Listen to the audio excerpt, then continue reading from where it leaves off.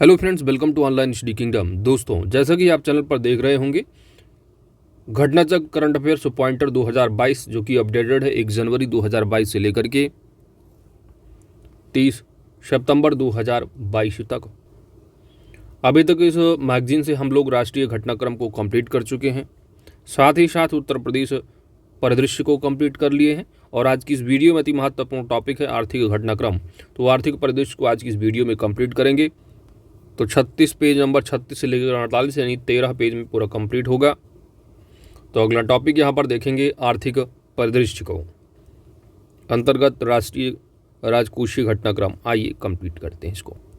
Video को like share comment कर दीजिएगा। दोस्त, चैनल पर नए हैं तो सब्सक्राइब भी कर लीजिएगा।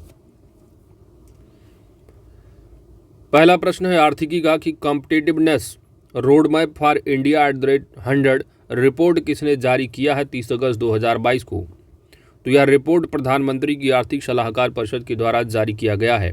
प्रधानमंत्री की आर्थिक सलाहकार परिषद द्वारा किस वर्ष तक भारत को उच्च आय वाला देश बनाने का रोड मैप विकसित किया गया है? वर्ष 2047 तक। इंडिया @100 के लिए प्रतिस्पर्धात्मकता रोड मैप को विकसित किया गया है। तो doctor Amit Kapoor, professor Michael, engineer Porter तथा डॉक्टर क्रिश्चियन केटल्स के द्वारा। इंडिया @100 के लिए प्रतिस्पर्धात्मकता रोड मैप जो आधारित है वह प्रतिस्पर्धात्मकता फ्रेमवर्क पर आधारित है। तो यहाँ पर आपको याद रखना है competitive road map for India @100 report किसने जारी किया है? तो प्रधानमंत्री की आर्थिक सलाहकार परिषद ने जारी किया है। साथ ही साथ आपको ये टारगेट याद रखना है कि प्रधानमंत्री की आर्थिक सलाहकार परिषद द्वारा किस वर्ष तक भारत को उच्च आय वाला देश बनाने का रोड मैप विकसित किया गया है? वर्ष 2047 तक। मेक इंडिया नंबर 1 मिशन का शुभारंभ किसने किया है? 23 अगस्त 2022 को। तो मेक इंडिया नंबर 1 का शुभारंभ अरविंद केजरीवाल दिल्ली के मुख्यमंत्री के द्वारा इस मिशन का शुभारंभ किया गया है। उस मिशन का उद्देश्य है भारत को दुनिया का नंबर 1 देश बनाना। जुलाई 2022 में केंद्रीय वाणिज्य एवं उद्योग मंत्रालय द्वारा जारी आंकड़ों के अनुसार वित्तीय वर्ष 2021-22 में एफडीआई इक्विटी अंतर्प्रवाह संदर्भ में सर्वाधिक निवेशकर्ता शीर्ष 5 देश कौन से हैं? तो अति महत्वपूर्ण प्रश्न है आपके लिए। कुछ नहीं याद कर पा रहे तो कम से कम नंबर 1 जरूर याद रखिएगा। एफडीआई इक्विटी अंतर्प्रवाह में सर्वाधिक जो है सिंगापुर, उसके बाद यूएसए से, फिर मॉरिशस, फिर नीदरलैंड, इसके बाद स्विट्जरलैंड है। तो नंबर 1 कौन सा है? सिंगापुर, दूसरा है यूएसए, तीसरा मॉरिशस, चौथा है नीदरलैंड्स और पांचवा है स्विट्जरलैंड। तो ज़्यादा नहीं याद कर पाएंगे तो टॉप 3 को जरूर याद रखिएगा। सिंगापुर है, फिर यूएसए है, फिर मॉरिशस है। सर्वाधिक निवेशकर्ता भारत में। वित्तीय वर्ष 2021-22 में प्रत्यक्ष विदेशी निवेश इक्विटी अंतर्प्रवाह हेतु सर्वाधिक आकर्षक शीर्ष 4 क्षेत्र कौन कौन से रहे हैं? तो कंप्यूटर सॉफ्टवेयर नंबर 1 है, computer software and hardware number 1, दूसरा है सर्विस सेक्टर, तीसरा है ऑटोमोबाइल्स और चौथा है ट्रेडिंग। ठीक है, तो इन सेक्टर को आप याद रखिएगा। जो इक्विटी अंतर्प्रवाह है सबसे ज़्यादा Singapore, USA, Mauritius, Netherland, Switzerland के क्षेत्र के लिए सर्वाधिक आकर्षक सबसे टॉप पर रहा है कंप्यूटर सॉफ्टवेयर एंड हार्डवेयर, दूसरा है सर्विस सेवा क्षेत्र, तीसरा है ऑटोमोबाइल उद्योग और चौथा है ट्रेडिंग। और वहीं पर वित्त वर्ष 2021-22 में सर्वाधिक प्रत्यक्ष विदेशी निवेश इक्विटी अंतर्प्रवाह प्राप्त करने वाले राज्यों में अगर पूछा जाता है राज्य केंद्र शासित प्रदेशों में, तो नंबर 1 कर्नाटका, दूसरा है महाराष्ट्र, तीसरा दिल्ली, चौथा तमिलनाडु और पांचवा है हरियाणा। तो सर्वाधिक किसने देश अगर पूछा जाता है तो आप लगाइएगा सिंगापुर। ठीक है, सिंगापुर है, यूएसए है, मॉरिशस है, फिर नीदरलैंड्स है, फिर स्विट्जरलैंड। ये 5 हैं। किस क्षेत्र में इन्वेस्ट सबसे ज़्यादा एफडीआई की बात जो की गई, तो सबसे नंबर 1 रहा है computer software and hardware, service sector, automobile उद्योग और आपका ट्रेडिंग। वहीं राज्य अगर पूछा जाता है सबसे ज़्यादा प्राप्त करने वाले एफडीआई, तो यहाँ पर होगा कर्नाटका नंबर 1। ठीक है, तो Karnataka, Maharashtra, Delhi, Tamil Nadu, Haryana. Ayushman Bharat digital mission hackathon श्रृंखला के अंतर्गत पहला हैकाथॉन हाइब्रिड रूप से कहां पर आयोजित किया गया है? पुणे, महाराष्ट्र में। उपभोक्ता मामले की विभाग ने उपभोक्ताओं को सशक्त बनाने तथा उनके अधिकारों के प्रति जागरूकता पैदा करने हेतु कौन सा शुभंकर लॉन्च किया है? तो यह शुभंकर है जागृति। किस कंपनी द्वारा की इंडोर सोलर कुकिंग स्टोव का अनावरण 22 जून 2022 को किया गया है? इंडियन ऑयल कॉरपोरेशन द्वारा। इंडियन ऑयल कॉरपोरेशन ने किस नाम से इंडोर सोलर कुकिंग स्टोव का अनावरण किया है? सूर्य नूतन।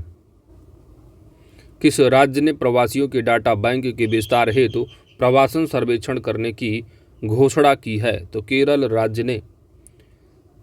केंद्रीय मंत्रिमंडल ने कहां पर नए ग्रीनफील्ड एयरपोर्ट के विकास को मंजूरी प्रदान की है? तो घोलेरा, अहमदाबाद, गुजरात में। जून 2022 में कार्मिक लोक शिकायत एवं पेंशन मंत्रालय भारत सरकार द्वारा जारी national e governance service delivery assessment 2021 report के तहत कितने क्षेत्रों की सेवाओं को शामिल किया गया है?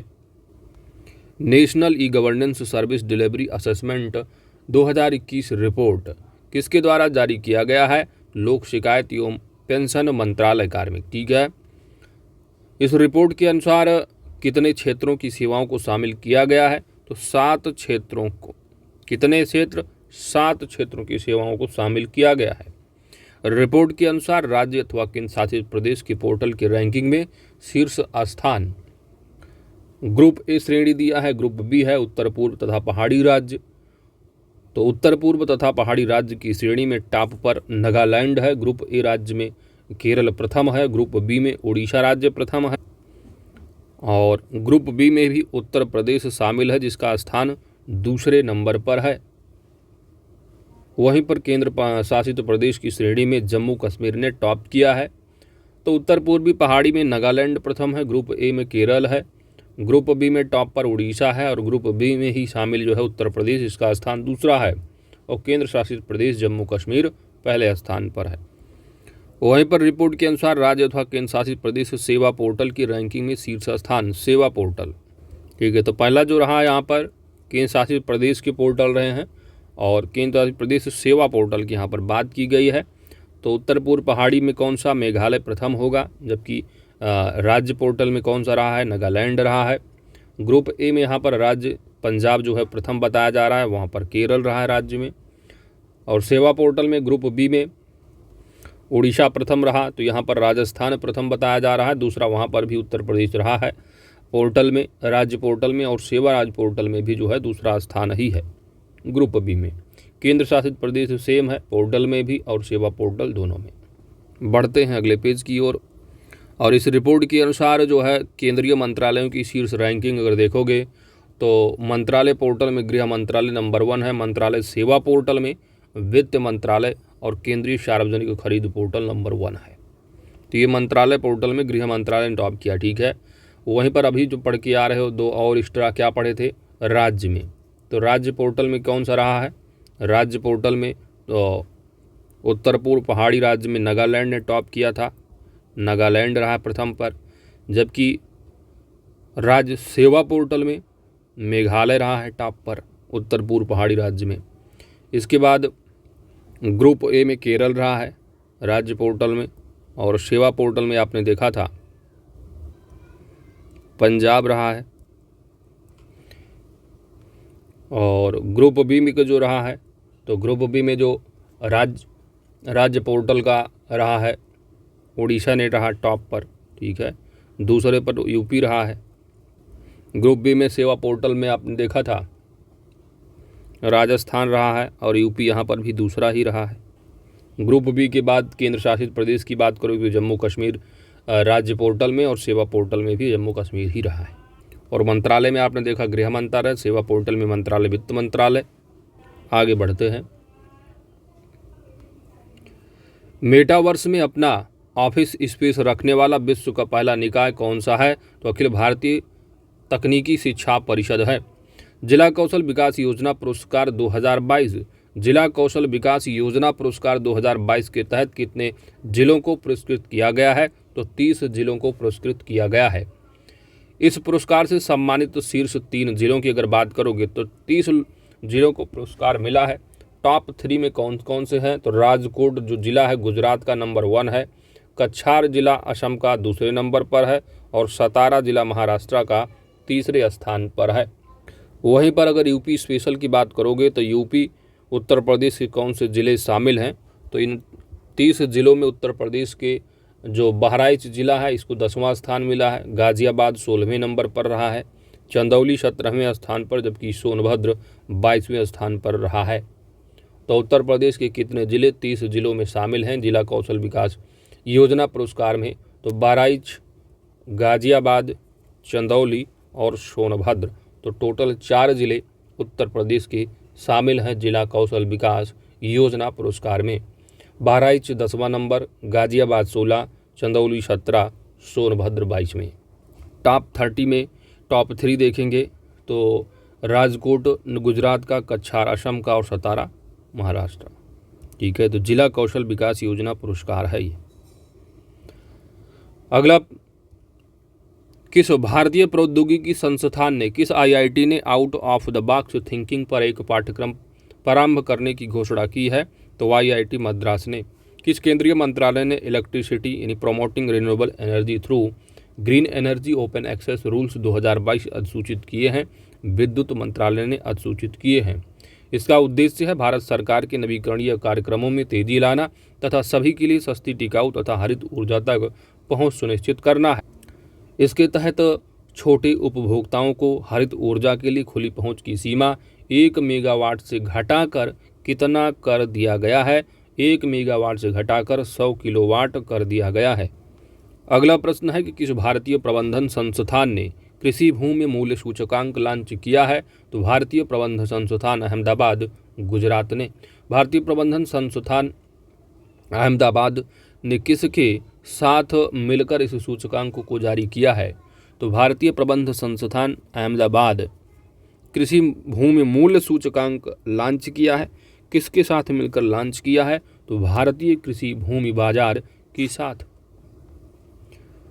टाइम्स बिजनेस अवार्ड 2022 का खिताब किसने जीता है, तो रश्मि साहू ने जीता है। किस राज्य में नए रक्षा संपदा सर्किल बनाने के प्रस्ताव को मंजूरी दी गई है, नए रक्षा संपदा सर्किल बनाने का जो प्रस्ताव उत्तराखंड राज्य में। वर्ष 2021 में फेसलेस परिवहन सेवाएं प्रारंभ करने वाला भारत का पहला शहर कौन सा बना है, तो दिल्ली भारत का पहला शहर है। हरित हाइड्रोजन का उपयोग भारत में कार्बन उत्सर्जन में कमी लाने के अवसर शीर्षक से रिपोर्ट जो जारी की गई है जून 2022 में, किसके द्वारा जारी की गई रिपोर्ट है, तो हरित हाइड्रोजन का उपयोग भारत में कार्बन उत्सर्जन कमी लाने के अवसर, that is harnessing green hydrogen opportunities for deep decarbonisation in India, जो रिपोर्ट जारी की गई है नीति आयोग की रिपोर्ट है। इस रिपोर्ट को किसके सहयोग से नीति आयोग ने तैयार किया है, तो RMI सहयोग से। राष्ट्रीय खाद्य सुरक्षा अधिनियम के राज्य रैंकिंग सूचकांक के पहले संस्करण को कब जारी किया गया है, 5 जुलाई 2022 को जारी किया गया है। सामान्य श्रेणी के राज्यों तो केंद्र शासित प्रदेश में शीर्ष 3 स्थान पर नंबर 1 उड़ीसा है, दूसरे पर उत्तर प्रदेश है। तो राष्ट्रीय खाद्य सुरक्षा अधिनियम के लिए जो राज्य रैंकिंग सूचकांक जारी किया गया है, उत्तर प्रदेश दूसरे नंबर पर, पहले पर उड़ीसा है, तीसरे पर आंध्र प्रदेश है। सामान्य श्रेणी के राज्य केंद्र शासित में शामिल है उत्तर प्रदेश। वहीं पर विशेष श्रेणी दैट इज पूर्वोत्तर क्षेत्र, हिमालयन राज्य और द्वीप क्षेत्र के राज्य केंद्र शासित प्रदेश में शीर्ष 3 पर त्रिपुरा नंबर 1 है, हिमाचल प्रदेश दूसरे पर है और सिक्किम तीसरे नंबर पर है। तो राज्य रैंकिंग सूचकांक जो कि राष्ट्रीय खाद्य सुरक्षा सूचकांक सुरक्षा अधिनियम द्वारा जो है ये जारी किया गया है, पहला संस्करण है, इम्पॉर्टेंट है। तो सामान्य श्रेणी में यूपी ने दूसरा स्थान हासिल किया, पहले पर उड़ीसा, तीसरे पर आंध्र प्रदेश है। विशेष श्रेणी में टॉप पर जो है त्रिपुरा, हिमाचल प्रदेश दूसरे पर, सिक्किम तीसरे पर है। नगद हस्तांतरण DBT direct benefit transfer mode में संचालित केंद्र शासित प्रदेशों द्वारा जो प्राप्त शीर्ष रैंक है, दादरा एवं नागर हवेली और दमन दीव पहले नंबर पर है, दूसरे पर पुदुचेरी है और तीसरे पर चंडीगढ़ का स्थान आ जाता है। IMF के अनुसार भारत GDP के संदर्भ में किस देश को पीछे छेड़ते हुए विश्व की 5वीं सबसे बड़ी अर्थव्यवस्था बन गया है, तो अति महत्वपूर्ण प्रश्न है। और पीछे छोड़ा है किसको? यूनाइटेड किंगडम को, यूके को। जीडीपी के संदर्भ में विश्व की 4 अर्थव्यवस्थाएं, तो भारत से जो 4 आगे हैं, यूएसए नंबर 1 है, दूसरे पर चाइना है, तीसरे पर जापान है, चौथे पर जर्मनी है और पांचवें पर अपना प्यारा भारत है और छठे नंबर पर चला गया यूनाइटेड किंगडम। 31 मई 2022 को गरीब कल्याण सम्मेलन कहाँ आयोजित किया गया है? गरीब कल्याण सम्मेलन शिमला, हिमाचल प्रदेश में। इस सम्मेलन का आयोजन किस लिए किया गया? तो केंद्र सरकार के 8 वर्ष पूरा होने के अवसर पर किया गया है। प्रधानमंत्री रोजगार सृजन कार्यक्रम को किस वित्तीय वर्ष तक जारी रखा जाएगा? तो वर्ष 2025-26 तक जारी रखा जाएगा प्रधानमंत्री रोजगार सृजन कार्यक्रम को। कब तक? वर्ष 2025-26 तक। 27-28 मई 2022 की मध्य राष्ट्रीय खनिज कांग्रेस का आयोजन कहां पर किया गया है? भुवनेश्वर, उड़ीसा में किया गया है। उत्तर प्रदेश सरकार द्वारा सार्वजनिक शिकायतों से निपटने के लिए कौन सा पोर्टल लॉन्च किया गया है? संभव पोर्टल। तो संभव पोर्टल किसके संदर्भ में? याद रखिएगा, सार्वजनिक शिकायतों से निपटने के लिए है ये संभव पोर्टल। जनजातीय युवाओं की कौशल विकास हेतु तो प्रायोगिक परियोजना कहाँ प्रारंभ की गई है? तो भोपाल, मध्य प्रदेश में। पहले खादी उत्कृष्टता केंद्र का उद्घाटन कहाँ पर किया गया है? NIFT, नई दिल्ली में। केंद्र सरकार ने जन्म और मृत्यु की रिपोर्ट के आधार पर कौन सी रिपोर्ट जारी की है? अति महत्वपूर्ण रिपोर्ट है, मोस्ट इम्पॉर्टेंट रिपोर्ट है। तो नागरिक पंजीकरण प्रणाली रिपोर्ट 2020 है। नागरिक पंजीकरण प्रणाली रिपोर्ट 2020 की डाटा को यहाँ पर देखते हैं। तो कुल पंजीकृत जन्म 2020 में 2.42 करोड़ है। कुल पंजीकृत मृत्यु की अगर बात करोगे तो 81.2 लाख है, जिसमें महिला जो है 39.8% और पुरुष का 60.2% है। उत्तर प्रदेश में पंजीकृत जन्म, ठीक है, तो यूपी स्पेशल की बात कर लोगे तो पंजीकृत अगर जन्म उत्तर प्रदेश की बात करोगे तो लड़कों का है और लड़कियों का। लड़के कितना? 25,24,000, जबकि लड़कियां 23,30,000.1 है। अगला प्रश्न है कि 11 मई 2022 को विश्व बैंक द्वारा जारी migration and development brief 36 report के अनुसार वर्ष 2022 में निम्न एवं मध्यम आय वाले देशों में प्रेषण प्रवाह का पूर्वानुमान कितना? तो $630 बिलियन। अति महत्वपूर्ण फैक्ट है। कितना अंतर प्रवाह? $630 बिलियन, जो कि 4.2% की वृद्धि को दर्शाता है। तो विश्व बैंक की रिपोर्ट है माइग्रेशन एंड डेवलपमेंट ब्रीफ 36। तो निम्न एवं मध्यम आय वाले देशों में प्रेषण प्रवाह कितना? $630 बिलियन का, जो कि 4.2% की वृद्धि को बता रहा है। वहीं पर इस रिपोर्ट के अनुसार वर्ष 2022 में क्षेत्रीय स्तर पर निम्न मध्यम का देखा $630 बिलियन रहा। क्षेत्रीय स्तर पर प्रेषण प्रवाह में सर्वाधिक वृद्धि दर का जो पूर्वानुमान है वह लैटिन अमेरिका एवं कैरिबियन में, जो कि 9.1% का है।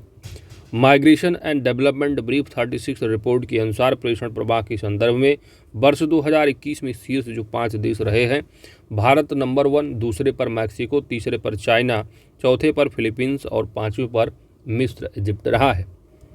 साथ ही इस रिपोर्ट के अनुसार वर्ष 2021 में भारत में प्रेषण प्रवाह जो अनुमानित है वह $89 बिलियन का अनुमानित है।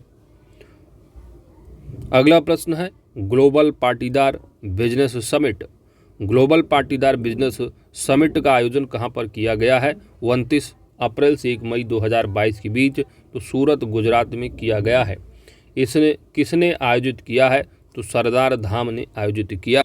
इस शिखर सम्मेलन का आयोजन जो किया जाता है प्रत्येक 2 वर्षों पर किया जाता है। इस शिखर सम्मेलन के पहले 2 संस्करणों का आयोजन 2018 और 20 में जो किया गया था, 2018 गांधीनगर, 2020 में गुजरात में, जबकि 2022 सूरत, गुजरात में हुआ है। गुजरात पाटीदार बिजनेस समिट 2022 का जो केंद्रीय विषय रहा वह आत्मनिर्भर समुदाय से आत्मनिर्भर गुजरात एवं भारत। बढ़ते हैं अगले प्रश्न की ओर। अगला प्रश्न है कि प्रधानमंत्री street vendor Atmanirbhar Nidhi that is PM Svanidhi योजना, इस योजना को कब तक के लिए बढ़ा दिया गया है? यह दिसंबर 2024 तक। PM स्वनिधि कब तक? 2024 तक दिसंबर। ग्लोबल लीडर अप्रूवल रेटिंग्स में किस नेता ने शीर्ष स्थान प्राप्त किया है? ग्लोबल लीडर अप्रूवल रेटिंग्स 2022 अप्रैल में जो जारी की गई है, इसमें किसने शीर्ष स्थान प्राप्त किया है? प्रधानमंत्री Narendra Modi. Global leader approval rating कौन जारी करता है? यह मॉर्निंग कंसल्ट के द्वारा जारी की जाती है। अगला प्रश्न है कि वैश्विक आयुष निवेश एवं नवाचार शिखर सम्मेलन 2022 का आयोजन कहाँ पर किया गया है? यह गांधीनगर गुजरात में किया गया है। प्रधानमंत्री नरेंद्र मोदी द्वारा लॉन्च भारत की प्रथम डेयरी सामुदायिक रेडियो स्टेशन का नाम क्या है? दूधवाणी, जिसका उद्देश्य है पशुपालन और कृषि के लिए आवश्यक जानकारी किसानों तक पहुंचाना। दूधवाणी। अगला प्रश्न है कि 31 मई 2022 को राष्ट्रीय सांख्यिकी कार्यालय द्वारा जारी आंकड़ों के अनुसार वर्ष 2021-22 में भारतीय अर्थव्यवस्था की वृद्धि दर जो अनुमानित है वो कितना? 8.7% अनुमानित है। अगला प्रश्न है कि आत्मनिर्भर हस्तशिल्पकार योजना किस मंत्रालय के अंतर्गत प्रारंभ की गई है? दिसंबर 2021 में। आत्मनिर्भर हस्तशिल्पकार योजना किस मिनिस्ट्री के अंतर्गत है? याद रखिएगा, पूर्वोत्तर क्षेत्र विकास मंत्रालय की अंतर्गत है। किसकी सहायता के लिए यह योजना शुरू की गई है? आत्मनिर्भर हस्तशिल्पकार योजना यह पूर्वोत्तर क्षेत्र के कारीगरों के लिए है और मंत्रालय भी है पूर्वोत्तर क्षेत्र विकास मंत्रालय।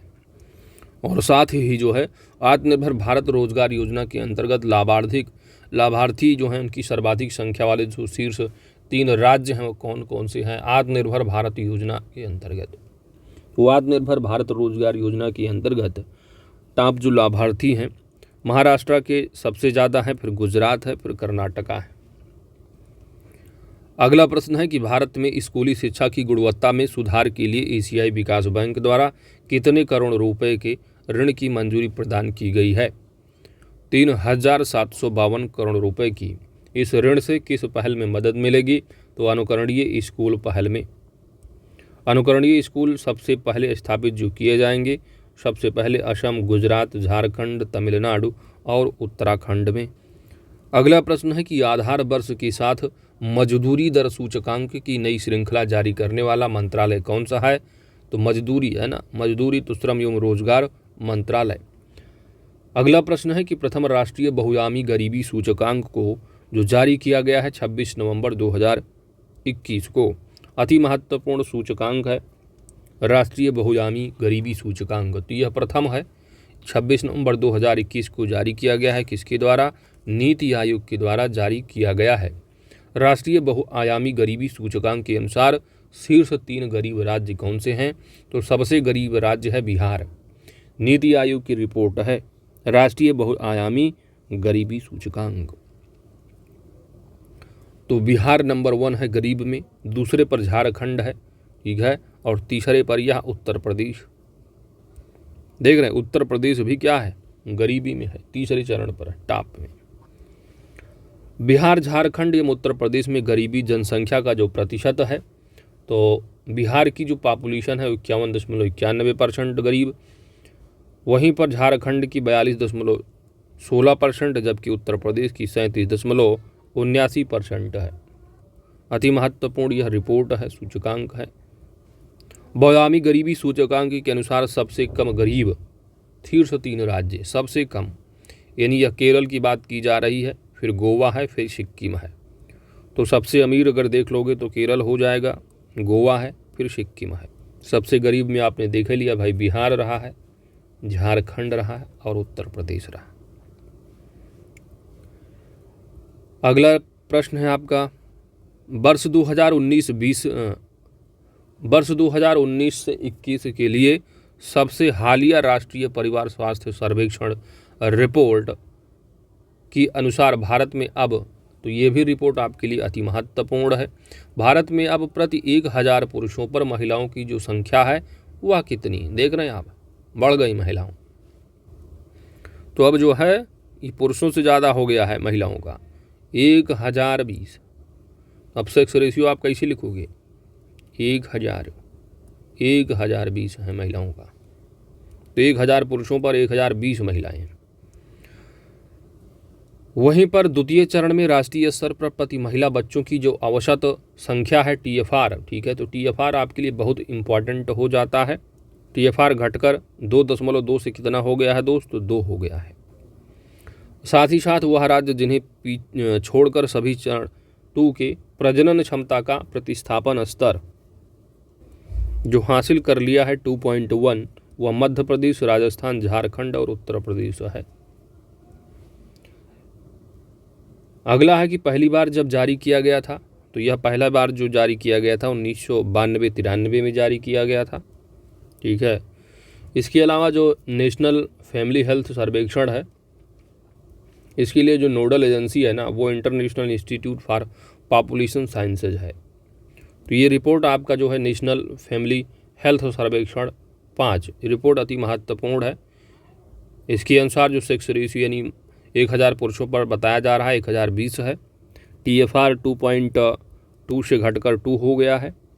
वहीं पर प्रजनन क्षमता का प्रतिस्थापन स्तर हासिल कर लिया है। राज्य कौन से हैं? मध्य प्रदेश, राजस्थान, झारखंड और उत्तर प्रदेश भी इसमें शामिल है। पहला जो रिपोर्ट नेशनल फैमिली हेल्थ सर्वेक्षण आया था वह 92-93 में। इसके लिए नोडल एजेंसी जो है international institute for population sciences है। चलिए अगला प्रश्न है कि आर्थिक मामलों की मंत्रिमंडलीय समिति ने इस अवधि के लिए महासागर सेवा मॉडलिंग अनुप्रयोग संसाधन और प्रौद्योगिकी योजना को जारी रखने के लिए अनुमति प्रदान की है। तो आर्थिक मामलों की मंत्रिमंडलीय समिति ने किस अवधि के लिए 2021 से लेकर के 26 के लिए महासागर सेवा मॉडलिंग अनुप्रयोग संसाधन और प्रौद्योगिकी योजना को जारी रखने के लिए अनुमति प्रदान की है। महासागर सेवाएं मॉडलिंग अनुप्रयोग संसाधन और प्रौद्योगिकी इस मंत्रालय की अम्ब्रेला योजना है, तो पृथ्वी विज्ञान मंत्रालय की अम्ब्रेला योजना है। बढ़ते हैं अगले पेज की ओर। अगला प्रश्न है कि रेल मंत्रालय के साथ मिलकर सिंगल विंडो फिल्मिंग मैकेनिज्म बनाने वाला मंत्रालय कौन सा है? तो सूचना एवं प्रसारण मंत्रालय। भारत सरकार द्वारा अपना पहला ऑडिट दिवस कब मनाया गया है? तो 16 नवंबर 2021 को। यदि एग्जाम में पूछा जाता है ऑडिट दिवस पहला कब मनाया गया या अपना जो ऑडिट दिवस है कब मनाता है भारत सरकार, तो 16 नवंबर।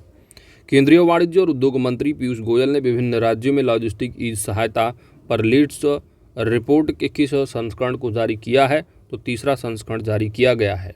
लीड्स रिपोर्ट 2021 के अनुसार सर्वश्रेष्ठ प्रदर्शन करने वाले जो राज्य हैं, गुजरात ने प्रथम स्थान हासिल किया, दूसरा हरियाणा है, तीसरा है पंजाब। वहीं पर शीर्ष सुधारकर्ता राज्य में उत्तर प्रदेश शामिल है। लीड्स रिपोर्ट 2021 में उत्तर पूर्वी एवं हिमालयी क्षेत्र में शीर्ष स्थान पर जम्मू कश्मीर पहले पर, दूसरा सिक्किम है, तीसरा मेघालय है। केंद्र शासित प्रदेशों में शीर्ष स्थान दिल्ली का है। प्रधानमंत्री की आर्थिक सलाहकार परिषद के पुनर्गठन को पीएम नरेंद्र मोदी ने मंजूरी प्रदान की है। ACPM का गठन कितने वर्ष की अवधि के लिए किया गया है? 2 वर्ष की अवधि के लिए किया गया है। प्रधानमंत्री की 7 सदस्यीय आर्थिक सलाहकार परिषद की अध्यक्ष डॉक्टर विवेक देबराय हैं। कौन है डॉक्टर विवेक देबराय? अगला प्रश्न है श्रमिक मित्र योजना। श्रमिक मित्र योजना प्रारंभ करने वाला राज्य अथवा केंद्र शासित प्रदेश कौन सा है? दिल्ली है। कौन सा है दोस्तों? दिल्ली। स्वैच्छिक सेवा हेतु लोगों के लिए समर्पण पोर्टल लॉन्च करने वाला राज्य कौन सा है? हरियाणा है। श्रमिकों के लिए बैठने के अधिकार को मान्यता देने हेतु विधानसभा में विधेयक प्रस्तुत करने वाला राज्य कौन सा है? तमिलनाडु है।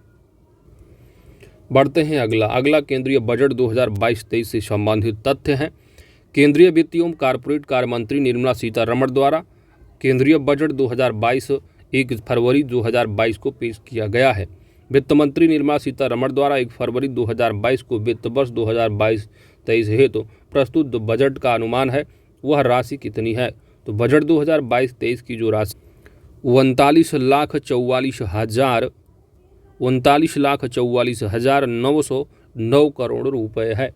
बजट 2022-23 के अनुसार कुल प्राप्तियों में राजस्व एवं पूंजीगत प्राप्तियों का जो हिस्सा है वह कितना है? तो कुल प्राप्तियों में राजस्व का जो हिस्सा है वह 55.88% है, जबकि पूंजीगत का है यहाँ पर 44.12% है। तो जो टोटल रिसीप्ट है इसमें जो रेवेन्यू रिसिप्ट कितना है, तो ज़्यादा है 55.88 है, जबकि कैपिटल कितना है, तो कैपिटल रिसिप्ट 44.12% है। बजट अनुमान 2022-23 के अनुसार कुल व्यय में राजस्व एवं पूंजी खाते पर व्यय का हिस्सा कितना है, तो राजस्व में 80.98, जबकि पूंजी में जो है ये 19.02% है। वर्ष 2022-23 हेतु प्रस्तुत बजट में राजस्व घाटा कितना अनुमानित है। अति महत्वपूर्ण फैक्ट है, बजट 2022-23 में जो राजस्व घाटा अनुमानित किया गया है वह कितना, 9,90,241 करोड़ रुपए का है। वर्ष 2022-23 हेतु अनुमानित राजस्व घाटा जीडीपी का कितना प्रतिशत है, तो राजस्व घाटा अक्सर एग्जाम में आपसे पूछ लिया जाता है, या राजकोषीय घाटा तो आपसे जरूर ही पूछा जाता है। तो राजस्व घाटा जीडीपी का 3.8% है, अमाउंट है 9,90,241 करोड़ रुपए। वहीं पर वर्ष 2022-23 बजट में 16,61,196 करोड़ का राजकोषीय घाटा अनुमानित है, जो कि जीडीपी का 6.4% है। तो यह अति महत्वपूर्ण प्रश्न है आपका, राजकोषीय घाटा कितना अनुमानित है जीडीपी का, 6.4% अनुमानित है। तो परसेंट ही अक्सर पूछा जाता है, बाकी अमाउंट आप देख सकते हो, एक यहाँ पर 16,61,196 करोड़ बताया जा रहा है। तो परसेंटेज याद रखो जीडीपी का कितना है, तो राजस्व घाटा 3.8 है, जबकि राजकोषीय घाटा 6.4% है जीडीपी का। वर्ष 2021-22 के केंद्रीय बजट के संशोधित अनुमान में राजकोषीय घाटा जीडीपी का कितना प्रतिशत है, तो 6.9% अनुमानित रहा है। तो आपको जो याद रखना है दोस्तों, 6.4 याद रखना है, ठीक है, 22-23 का। बाकी 21-22 का 6.9 रहा है, 2022-23 कितना 6.4% है राजकोषीय घाटा। अगला प्रश्न है कि बजट 2022-23 के अनुसार वर्ष 2023-22 में सकल कर राजस्व कितने करोड़ रुपए का अनुमानित है। सकल कर राजस्व तो ग्रास जो टोटल, तो ग्रास जो आपका यानी टैक्स रेवेन्यू है, सकल कर राजस्व यह कितना होगा, तो महत्वपूर्ण है, इम्पॉर्टेंट है, ये है आपका 27,57,820 करोड़ रुपए। तो 27.5 लाख के ऊपर ही है। अगला प्रश्न है कि वर्ष 2023-22 में करों से अनुमानित जो कुल प्राप्ति है वो 27.58 लाख करोड़ रुपए में प्रत्येक, ये इसमें प्रत्यक्ष एवं अप्रत्यक्ष करों का जो हिस्सा है वो कितना और प्रतिशत है। तो प्रत्यक्ष कर इसमें ज़्यादा बताया जा रहा है, 51.49% है, और अप्रत्यक्ष कर लगभग जो है मतलब 50% है, लेकिन ज़्यादा ही आपको दिख रहा है, 51.5% के आसपास ये है और 48.5% के आसपास ये है। तो 51.49 और 48.51 जो है अप्रत्यक्ष कर है। वहीं पर प्रत्यक्ष एवं अप्रत्यक्ष कर जीडीपी के संदर्भ में कितने प्रतिशत अनुमानित हैं, तो प्रत्यक्ष कर जीडीपी का 5.5% है, जबकि अप्रत्यक्ष कर 5.2% अनुमानित है। अगला प्रश्न है कि बजट 2022-23 के अनुसार वर्ष 2022-23 में करों के योगदान का क्रम क्या है। तो सबसे ज़्यादा जो टैक्स आएगा जीडीपी में, जो योगदान न सबसे ज़्यादा वह वस्तु एवं सेवा कर का, तो जीएसटी का सबसे ज़्यादा है। फिर है कारपोरेट टैक्स है, निगम कर है, ठीक है, कारपोरेट टैक्स हो गया, फिर इनकम टैक्स है आपका, फिर केंद्रीय उत्पाद शुल्क है, तो केंद्रीय उत्पाद शुल्क यानी सेंट्रल एक्साइज ड्यूटी है, फिर कस्टम ड्यूटी है, सीमा शुल्क। तो ज़्यादा नहीं तो कम से कम एक याद रख लो या तीन टॉप 3, तो जीएसटी, कारपोरेट टैक्स और इनकम टैक्स टॉप 3 हैं, फिर एक्साइज ड्यूटी है, फिर इसके बाद कस्टम शुल्क है। बजटीय विवरण 2022-23 के अनुसार राजस्व प्राप्तियों में कर राजस्व एवं कर बिन राजस्व का हिस्सा कितने प्रतिशत का है। तो जो टोटल राजस्व प्राप्तियां, इसमें टैक्स से जो टैक्स रेवेन्यू की बात की जा रही है वो लगभग 87.77% की बात की जा रही है, और अदर जो है वो 12.23% है। तो देख रहे हैं सबसे ज़्यादा भाई सिंपल सी बात, टैक्स से पैसा इकट्ठा करेगी, राजस्व प्राप्तियां होंगी, अदर से आ जाएंगे 12.23%। बजट 2022-23 में कुल 3,55,638.61 करोड़ रुपए की सब्सिडी जो प्रस्तावित है यह सकल व्यय का कितने परसेंट है? तो टोटल जो ग्रास यहाँ पर एक्सपेंडिचर इसका 9.02% सब्सिडी के लिए। वर्ष 2022-23 में कुल सब्सिडी का अकेले खाद्य मद में कितने प्रतिशत व्यय अनुमानित है? तो लगभग 58.16%। मदवार सब्सिडी में खाद्य सब्सिडी के बाद अधिकतम हिस्सेदारी वाली मदें तो सबसे ज़्यादा खाद्य सब्सिडी के लिए है, उसके बाद यूरिया सब्सिडी का है, फिर पोषण आधारित सब्सिडी है।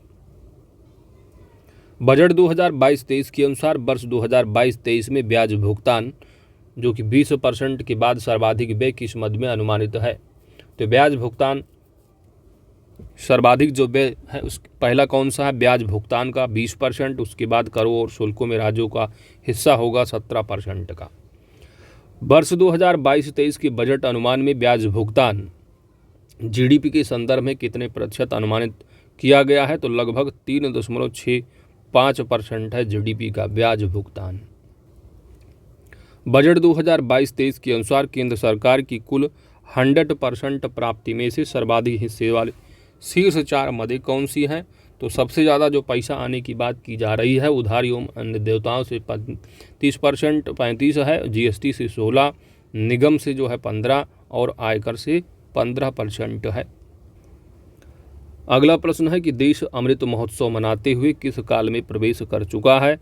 अमृत काल में प्रवेश कर चुका है। वर्तमान में देश भारत @75 पर है। 25 वर्षों बाद भारत कहाँ पहुँचेगा? 100 पर। बजट अनुमान 2022-23 में वर्ष 2021-22 के लिए देश की आर्थिक वृद्धि दर कितने प्रतिशत अनुमानित है? 9.2% अनुमानित है। बजट अनुमान 2022-23 में अमृत काल हेतु निर्धारित जो लक्ष्य हैं वो क्या हैं? पहला यहाँ पर सूक्ष्म आर्थिक स्तर समग्र कल्याण पर बल देते हुए आर्थिक विकास। दूसरा है प्रौद्योगिक जनित विकास, ऊर्जा संक्रमण तथा जलवायु परक कार्य को प्रोत्साहित। इसके बाद तीसरा है निजी निवेश से प्रारंभ होकर बहुतायत सार्वजनिक पूंजी निवेश तक चलने वाला सदचक्र। बजट अनुमान 2022-23 में 4 प्राथमिकताएं निर्धारित की गई हैं। तो ये जो 4 पिलर हैं कौन कौन से हैं? पीएम गति शक्ति है, दूसरा समावेशी विकास है, तीसरा उत्पादकता संवर्धन एवं निवेश, उदीयमान अवसर, ऊर्जा संक्रांति तथा जलवायु परक कार्य है, चौथा है निवेश का वित्त पोषण। बजट 2022-23 के अनुसार पीएम गति क्या है? तो पीएम गति यानी आर्थिक वृद्धि और सतत विकास की दिशा में एक परिवर्तनकारी पद्धति है। पीएम गति शक्ति का संचालन 7 इंजनों के माध्यम से होता है। ये 7 इंजन कौन कौन से हैं? तो सड़क, रेलवे, एयरपोर्ट्स, पतन और सार्वजनिक परिवहन, जलमार्ग तथा लॉजिस्टिक अवसंरचना। तो पीएम गति शक्ति के जो 7 इंजन बताए जा रहे हैं कौन कौन से? सड़क होगी, रेल, एयरपोर्ट्स हैं, पत्तन है, सार्वजनिक परिवहन हो गया, जलमार्ग तथा लॉजिस्टिक अवसंरचना। बजट 2022-23 के अनुसार वर्ष 2022-23 में कितने किलोमीटर अतिरिक्त राष्ट्रीय राजमार्ग जोड़े जाएंगे? तो 25,000 किलोमीटर। इंपॉर्टेंट है, याद रखिएगा तथ्य, 25,000 किलोमीटर अतिरिक्त राष्ट्रीय राजमार्ग जोड़े जाएंगे 22-23 में। वर्ष 2022-23 में PPP मॉडल से कितने स्थानों पर मल्टी लॉजिस्टिक पार्क को आरंभ करने की प्रक्रिया प्रारंभ की जाएगी? 4 स्थानों पर। आत्मनिर्भर भारत के तहत वर्ष 2022-23 में कितने किलोमीटर नेटवर्कों को कवच के माध्यम से कवच के अंतर्गत लाया जाएगा? तो 2000 किलोमीटर नेटवर्क। वर्ष 2022-23 के अनुसार अगले 3 वर्षों में नई पीढ़ी की कितनी वंदे भारत रेलगाड़ियों का विकास और विनिर्माण किया जाएगा? तो 400 वंदे भारत रेलगाड़ियों का। अगले 3 वर्षों में के दौरान मल्टी लॉजिस्टिक सुविधाओं हेतु कितने पीएम गति शक्ति कार्गो टर्मिनल तैयार किए जाएंगे? 100। स्थानीय कारोबार तथा आपूर्ति श्रृंखला की सहायता करने हेतु किस अवधारणा को लोकप्रिय बनाया जाएगा? एक स्थान एक उत्पाद की अवधारणा को। किस प्रणाली के तहत राष्ट्रीय रोपवे विकास कार्यक्रम चलाया जाएगा? PPP मॉडल के तहत। देश भर में रसायन मुक्त प्राकृतिक खेती को बढ़ावा देने हेतु प्रथम चरण में गंगा नदी से सटे कितने किलोमीटर चौड़े कॉरिडोर्स पर विशेष ध्यान दिया जाएगा? 5 kilometre. Emergency credit line guarantee scheme को मार्च 2023 तक बढ़ाने की घोषणा की गई है। साथ ही इसकी गारंटी के दायरे को 50,000 करोड़ रुपए से बढ़ाकर कितने करोड़ रुपए किया गया है? 5 लाख करोड़ रुपए। बजट 2022-23 के अनुसार 5 वर्षों में raising and accelerating MSME performance programme को कितने करोड़ रुपए के परिव्यय से शुरू किया जाएगा? 6,000 करोड़ रुपए के खर्च से। पीएम ई विद्या 1 क्लास 1 टीवी चैनल कार्यक्रम को 12 टीवी चैनलों से बढ़ाकर कितने टीवी चैनलों तक पहुंचाया जाएगा? तो 12 से बढ़ाकर 200 टीवी चैनलों तक। बजट अनुमान 2022-23 में 3.8 करोड़ परिवारों को आच्छादित करने हेतु हर घर नल से जल के लिए कितने करोड़ रुपए का आवंटन किया गया है? तो 60,000 करोड़ रुपए का आवंटन किया गया है। वर्ष 2022-23 में प्रधानमंत्री आवास योजना हेतु कितने करोड़ रुपए का आवंटन किया गया है? 48,000 करोड़ रुपए का। उत्तर पूर्व में आवश्यकता आधारित अवसंरचना एवं सामाजिक विकास हेतु prime minister development initiative for north east region PM divine. तो पीएम डिवाइन का फुल फॉर्म भी याद रखिएगा, prime minister development initiative for north east region योजना के लिए कितने करोड़ रुपए का आवंटन किया गया है? 1500 करोड़ रुपए का। अनुसूचित वाणिज्यिक बैंकों द्वारा देश के 75 जिलों में कितनी डिजिटल बैंकिंग यूनिट्स की स्थापना की जाएगी? 75। बजट की तथ्य कंप्लीट हुए, अब बढ़ते हैं आर्थिक समीक्षा के तथ्यों की ओर।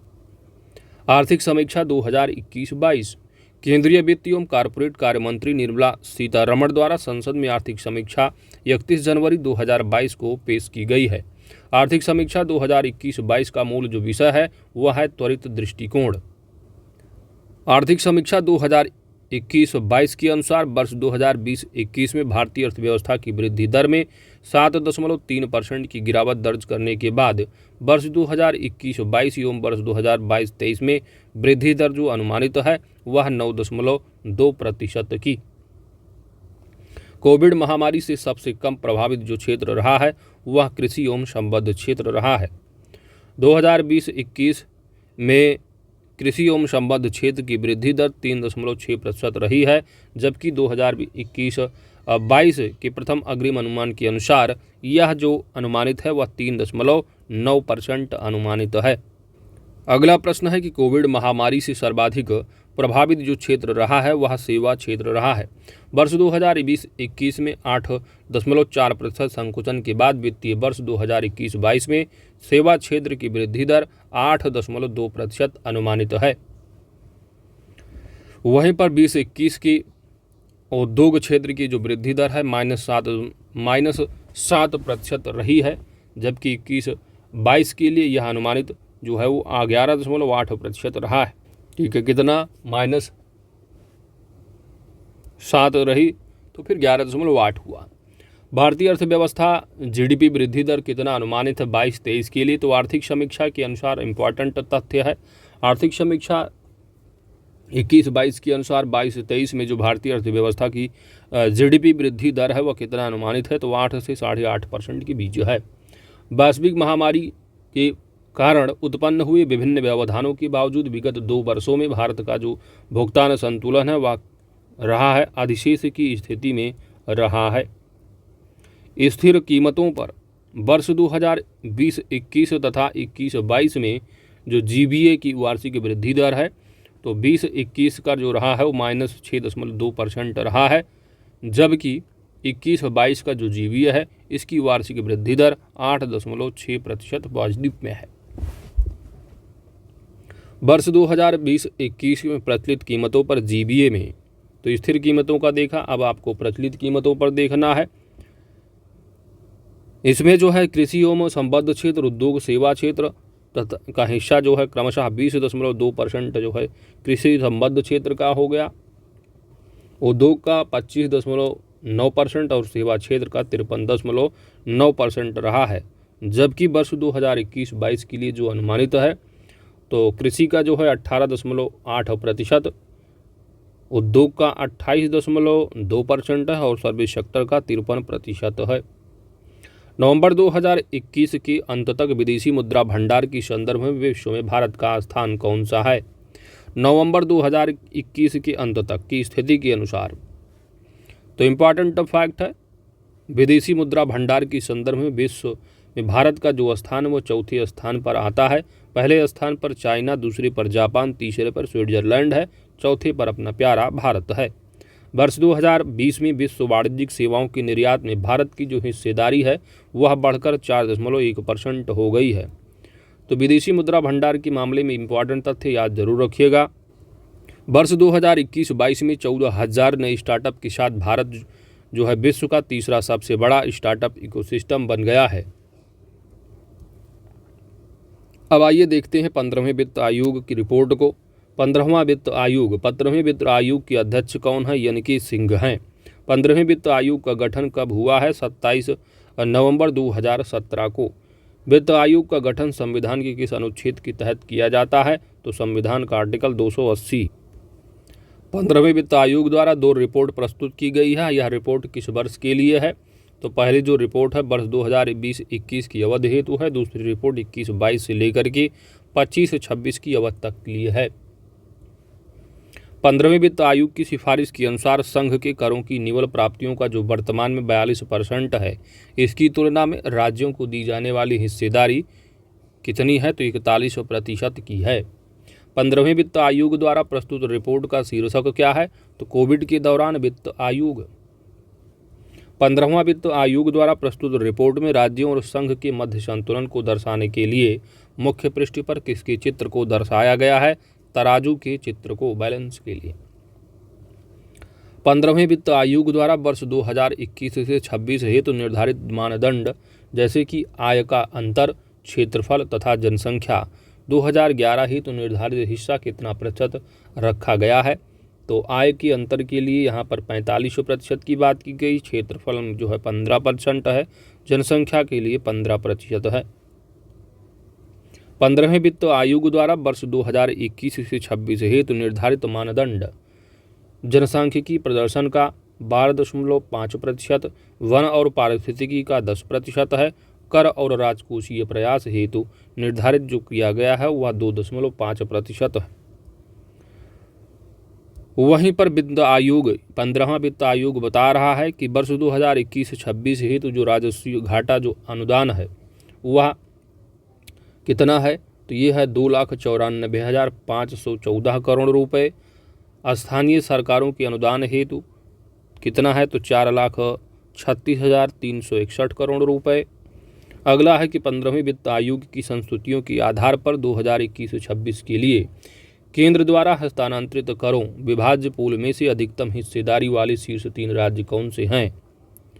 तो वित्त आयोग की रिपोर्ट के अनुसार उत्तर प्रदेश सबसे नंबर 1 पर है, दूसरे पर बिहार है और तीसरे पर मध्य प्रदेश का स्थान आ जाता है। केंद्र द्वारा हस्तांतरित करों, तो सबसे ज़्यादा केंद्र सरकार द्वारा जो राज्यों को जो टैक्स का रेवेन्यू दिया जाता है हिस्सा विभाज्य पूल में, अधिकतम हिस्सेदारी वाला यूपी है, सबसे बड़ा राज्य भाई बिहार है, फिर मध्य प्रदेश का नंबर जो है वो तीसरे पर है। 15वें वित्त आयोग की संस्तुतियों के तहत राज्यों के अंतरित हिस्से में सर्वाधिक उत्तर प्रदेश के निर्धारित जो किया गया है, जबकि इस बार संदर्भ में दूसरे स्थान पर कौन सा राज्य है? तो यूपी नंबर 1 है, दूसरे पर बिहार है, तीसरे पर मध्य प्रदेश है। आपने देखा ऊपर। तो इस तरह आपने देख लिया वित्त आयोग की रिपोर्ट, बजट, आर्थिक समीक्षा से संबंधित महत्वपूर्ण तथ्यों को। अब आर्थिक घटनाक्रम में प्रमुख नीतिगत दस्तावेज रिपोर्ट को कवर करते हैं। पहला प्रश्न है कि 30 सितंबर 2022 को आरबीआई द्वारा जारी मौद्रिक नीति में रेपो दर तथा रिवर्स रेपो दर को निर्धारित जो किया गया है, तो यहाँ पर जो रेपो रेट है वह 5.9% का है, जबकि रिवर्स रेपो रेट 3.35% है। मौद्रिक नीति में सीमांत स्थायी सुविधा दर यानी मार्जिनल स्टैंडिंग फैसिलिटी जो रेट है और बैंक दर कितना प्रतिशत निर्धारित किया गया है? तो दोनों सेम है, 6.15% दोनों हैं। तो marginal facility rate plus bank rate. Repo rate आपने देखा कितना 5.9, जबकि रिवर्स रेपो रेट 3.35 है। वहीं पर मौद्रिक नीति में CRR कैश रिजर्व रेशियो और SLR स्टैट्यूटरी लिक्विडिटी जो रेशियो है ये कितना है? तो CRR 4.5% की बात की गई है, जबकि SLR 18% निर्धारित किया गया है। तो मॉनेटरी पॉलिसी आप जानते हो आरबीआई के द्वारा जारी किया जाता है। तो मॉनेटरी पॉलिसी में आपने क्या देखा, बैंक रेट। तो बैंक रेट प्लस जो है मार्जिन स्टैंडिंग फैसिलिटी जो रेट है वो कितना है, तो ये दोनों हो जाते हैं 6.15% है। वहीं पर CRR कितना है दोस्तों, 4.5% है। इसके बाद SLR कितना है, SLR जो है वो 18% की बात कर रहा है। रेपो रेट कितना है, तो रेपो रेट जो है 5.9% 90 है। इसके बाद आपका और कौन सा रेट है, रेपो रेट, फिर रिवर्स रेपो रेट, ठीक है। तो रिवर्स रेपो रेट कितना है, 3.35%। तो ये 6 तरह के रेट हैं, इनको याद रखिएगा मॉनेटरी पॉलिसी के, ठीक है। तो मॉनेटरी पॉलिसी जारी कौन करता है, आरबीआई के द्वारा जारी किया जाता है। इसके अलावा इसी के तहत जो अस्थायी जमा सुविधा दर है वह 5.6% है। आगे बढ़ते हैं। अगला प्रश्न है आपका, किस बैंक ने बैंकिंग क्षेत्र में लैंगिक विविधता को बढ़ाने के उद्देश्य से अपनी पहली महिला शाखा का शुभारंभ किया है। पहली महिला शाखा का शुभारंभ बैंकिंग क्षेत्र में लैंगिक विविधता को बढ़ाने हेतु, तो महिलाओं के लिए या HDFC बैंक ने। HDFC बैंक ने अपनी पहली महिला शाखा का शुभारंभ कहाँ से किया है, तो केरल से इसने स्टार्ट किया है। अगला प्रश्न है कि भारत के पहले मैन्युफैक्चरिंग इंडेक्स फंड को किसके द्वारा जारी किया गया है, तो यह न्यू म्यूचुअल फंड के द्वारा, ठीक है, नवी म्यूचुअल फंड के द्वारा जारी किया गया है। इंपॉर्टेंट फैक्ट है, भारत का पहला मैन्युफैक्चरिंग इंडेक्स फंड किसके द्वारा, नवी म्यूचुअल फंड के द्वारा। पहले मैन्युफैक्चरिंग फंड का नाम क्या है, तो पहले मैन्युफैक्चरिंग फंड का नाम Navi Nifty India manufacturing index fund है। अगला प्रश्न है कि भारतीय स्टेट बैंक द्वारा भारत की पहली स्टार्टअप समर्पित शाखा कहाँ प्रारंभ की गई है, या कोरमंगला बंगलुरु में।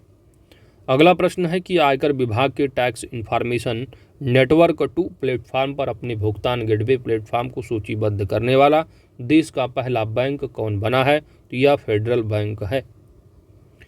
किस देश ने मुद्रास्फीति को नियंत्रित करने के लिए स्वर्ण सिक्के का अनावरण किया है। इंपॉर्टेंट प्रश्न है, कौन सा कंट्री है जो मुद्रास्फीति को नियंत्रित करने के लिए सोने के सिक्के का अनावरण किया है, तो यह जिम्बाब्वे है। सोने के सिक्के का नाम क्या रखा है, मोसी-ओ-तुन्या। अगला प्रश्न है कि भारत की पहले अंतर्राष्ट्रीय बुलियन एक्सचेंज का शुभारंभ कहाँ पर किया गया है, तो गिफ्ट सिटी गुजरात में। अंतर्राष्ट्रीय बुलियन एक्सचेंज का शुभारंभ किसके द्वारा किया गया है, प्रधानमंत्री नरेंद्र मोदी के द्वारा। डिजिटल बैंकों पर रिपोर्ट जो जारी की गई है 20 जुलाई 2022 को जारी की गई रिपोर्ट है। इस रिपोर्ट का, डिजिटल बैंकों पर रिपोर्ट का जो शीर्षक है वह भारत में डिजिटल बैंकों के लिए एक प्रस्ताव, लाइसेंसिंग और नियामक व्यवस्था है। अगला प्रश्न है कि रक्षा मंत्रालय भारत सरकार के अनुसार निजी क्षेत्र के कितने बैंक अब पहली बार सैन्य हार्डवेयर की विदेशी खरीद में अपनी वित्तीय सेवाएं प्रदान करेंगे। अति महत्वपूर्ण फैक्ट है, रक्षा मंत्रालय भारत सरकार के अनुसार निजी क्षेत्र के कितने बैंक अब जो है वो पहली बार सैन्य हार्डवेयर की विदेशी खरीद में अपनी वित्तीय सेवाएं प्रदान करेंगे।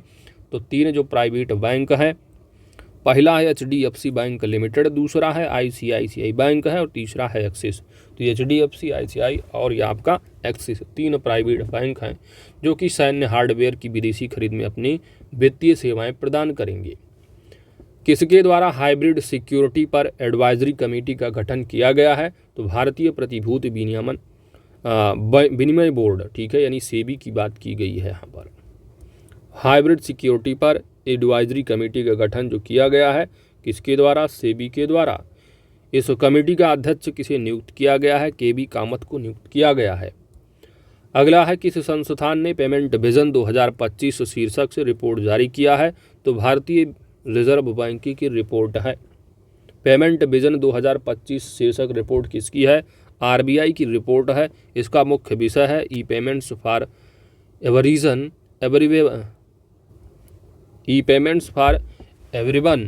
एवरीवेयर और एवरी टाइम, ठीक है। तो 4 ई है, 4 ई।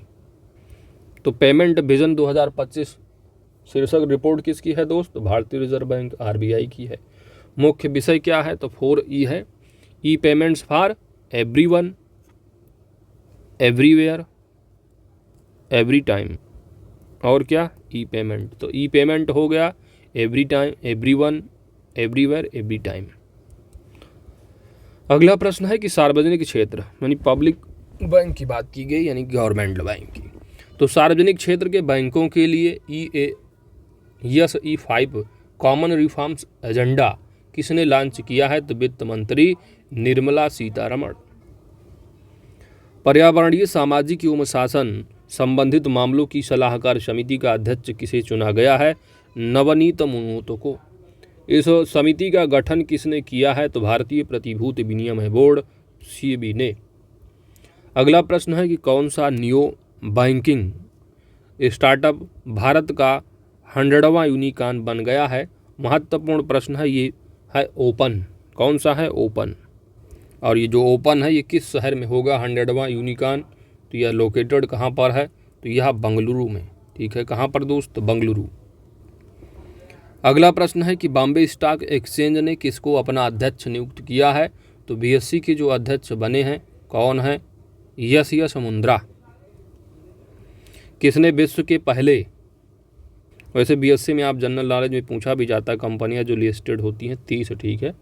किसने विश्व के पहले क्रिप्टो समर्थित भुगतान कार्ड को लॉन्च किया है दोस्तों? नेक्सो एवं मास्टर कार्ड ने। क्रेडिट एजेंसी फिच द्वारा आर्थिक संकट से जूझ रहे श्रीलंका की क्रेडिट रेटिंग कितनी बार कर दी गई है? तो क्रेडिट रेटिंग एजेंसी फिच द्वारा आर्थिक संकट से जूझ रहा जो श्रीलंका है, इसको कौन सी रेटिंग में डाल दिया गया है? C रेटिंग में। केंद्रीय मंत्री द्वारा NITI Aayog K fintech open summit का शुभारंभ 7 फरवरी 2022 को ऐसुनी बैठकों के द्वारा किया गया है। यह वर्चुअल सम्मेलन का आयोजन नीति आयोग द्वारा कब से कब तक किया गया? 7 से 28 फरवरी 2022 को। अगला है क्रिसिल की रिपोर्ट के अनुसार भारत की GDP वित्त वर्ष 2023 में कितने प्रतिशत तक बढ़ने की उम्मीद है? तो क्रिसिल बोल रहा है कि 7.8% 2023 में। किस बैंक को डिजिटल परिवर्तन के लिए डिजिटल ट्रांसफॉर्मेशन अवार्ड 2021 पुरस्कार से सम्मानित किया गया है? यह कर्नाटका बैंक है। और यह पुरस्कार किसके द्वारा दिया गया है? भारतीय उद्योग परिसंघ के द्वारा। ठीक है, तो डिजिटल ट्रांसफॉर्मेशन अवार्ड है कौन से बैंक को दिया? कर्नाटका। किसके द्वारा? भारतीय उद्योग परिसंघ के द्वारा। अगला है कि किसने digital platform spice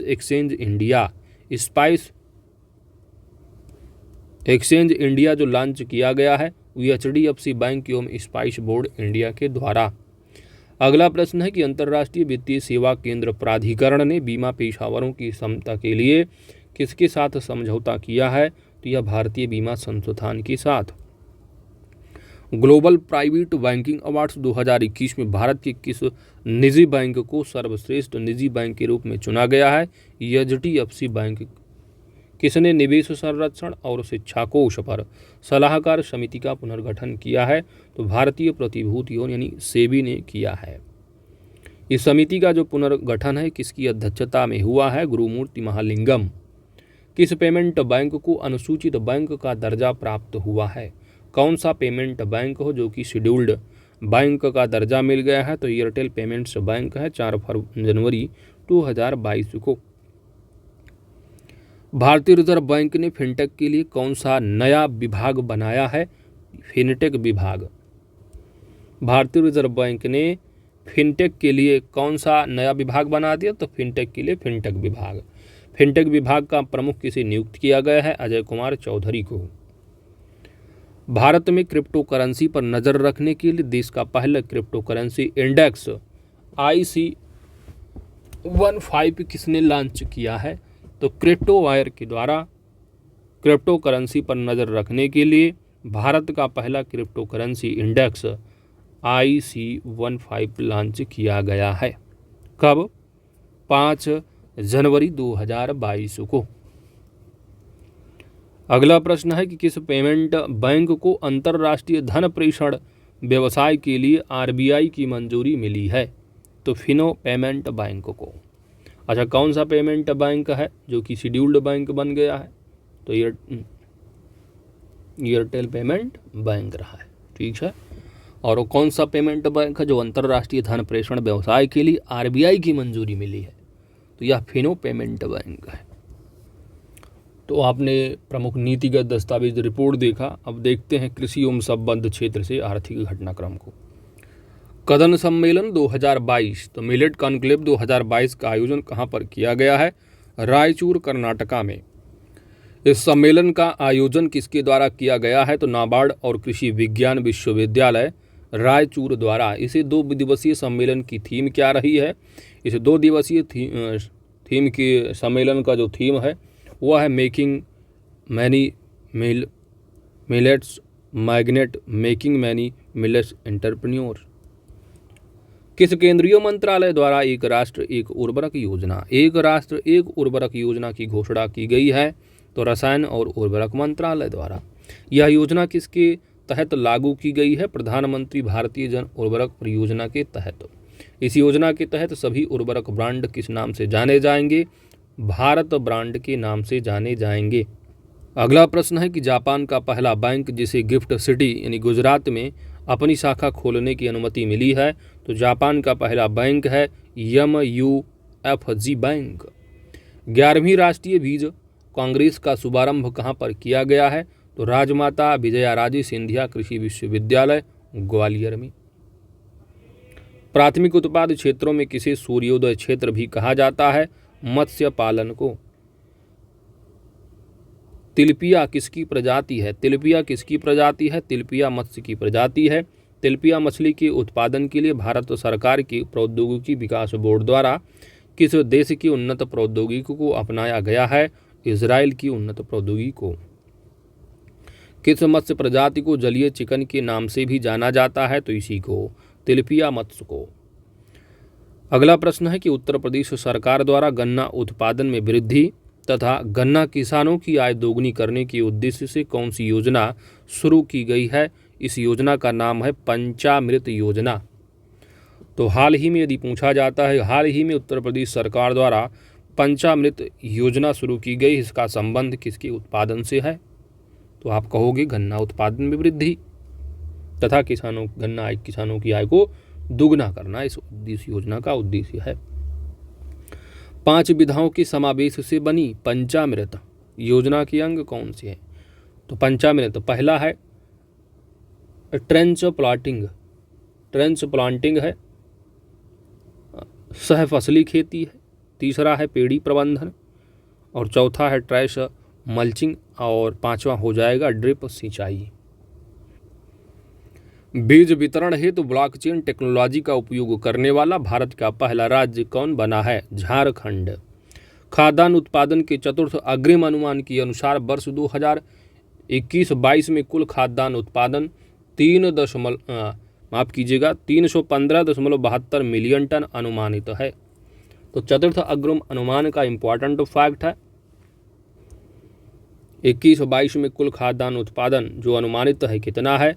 315.72 million ton अनुमानित है, जो कि विगत वर्ष की तुलना में कितना मिलियन टन अधिक है? तो 4.98 मिलियन टन अधिक है। तो इसको 315.72 याद रखो कुल खाद्यान्न उत्पादन को।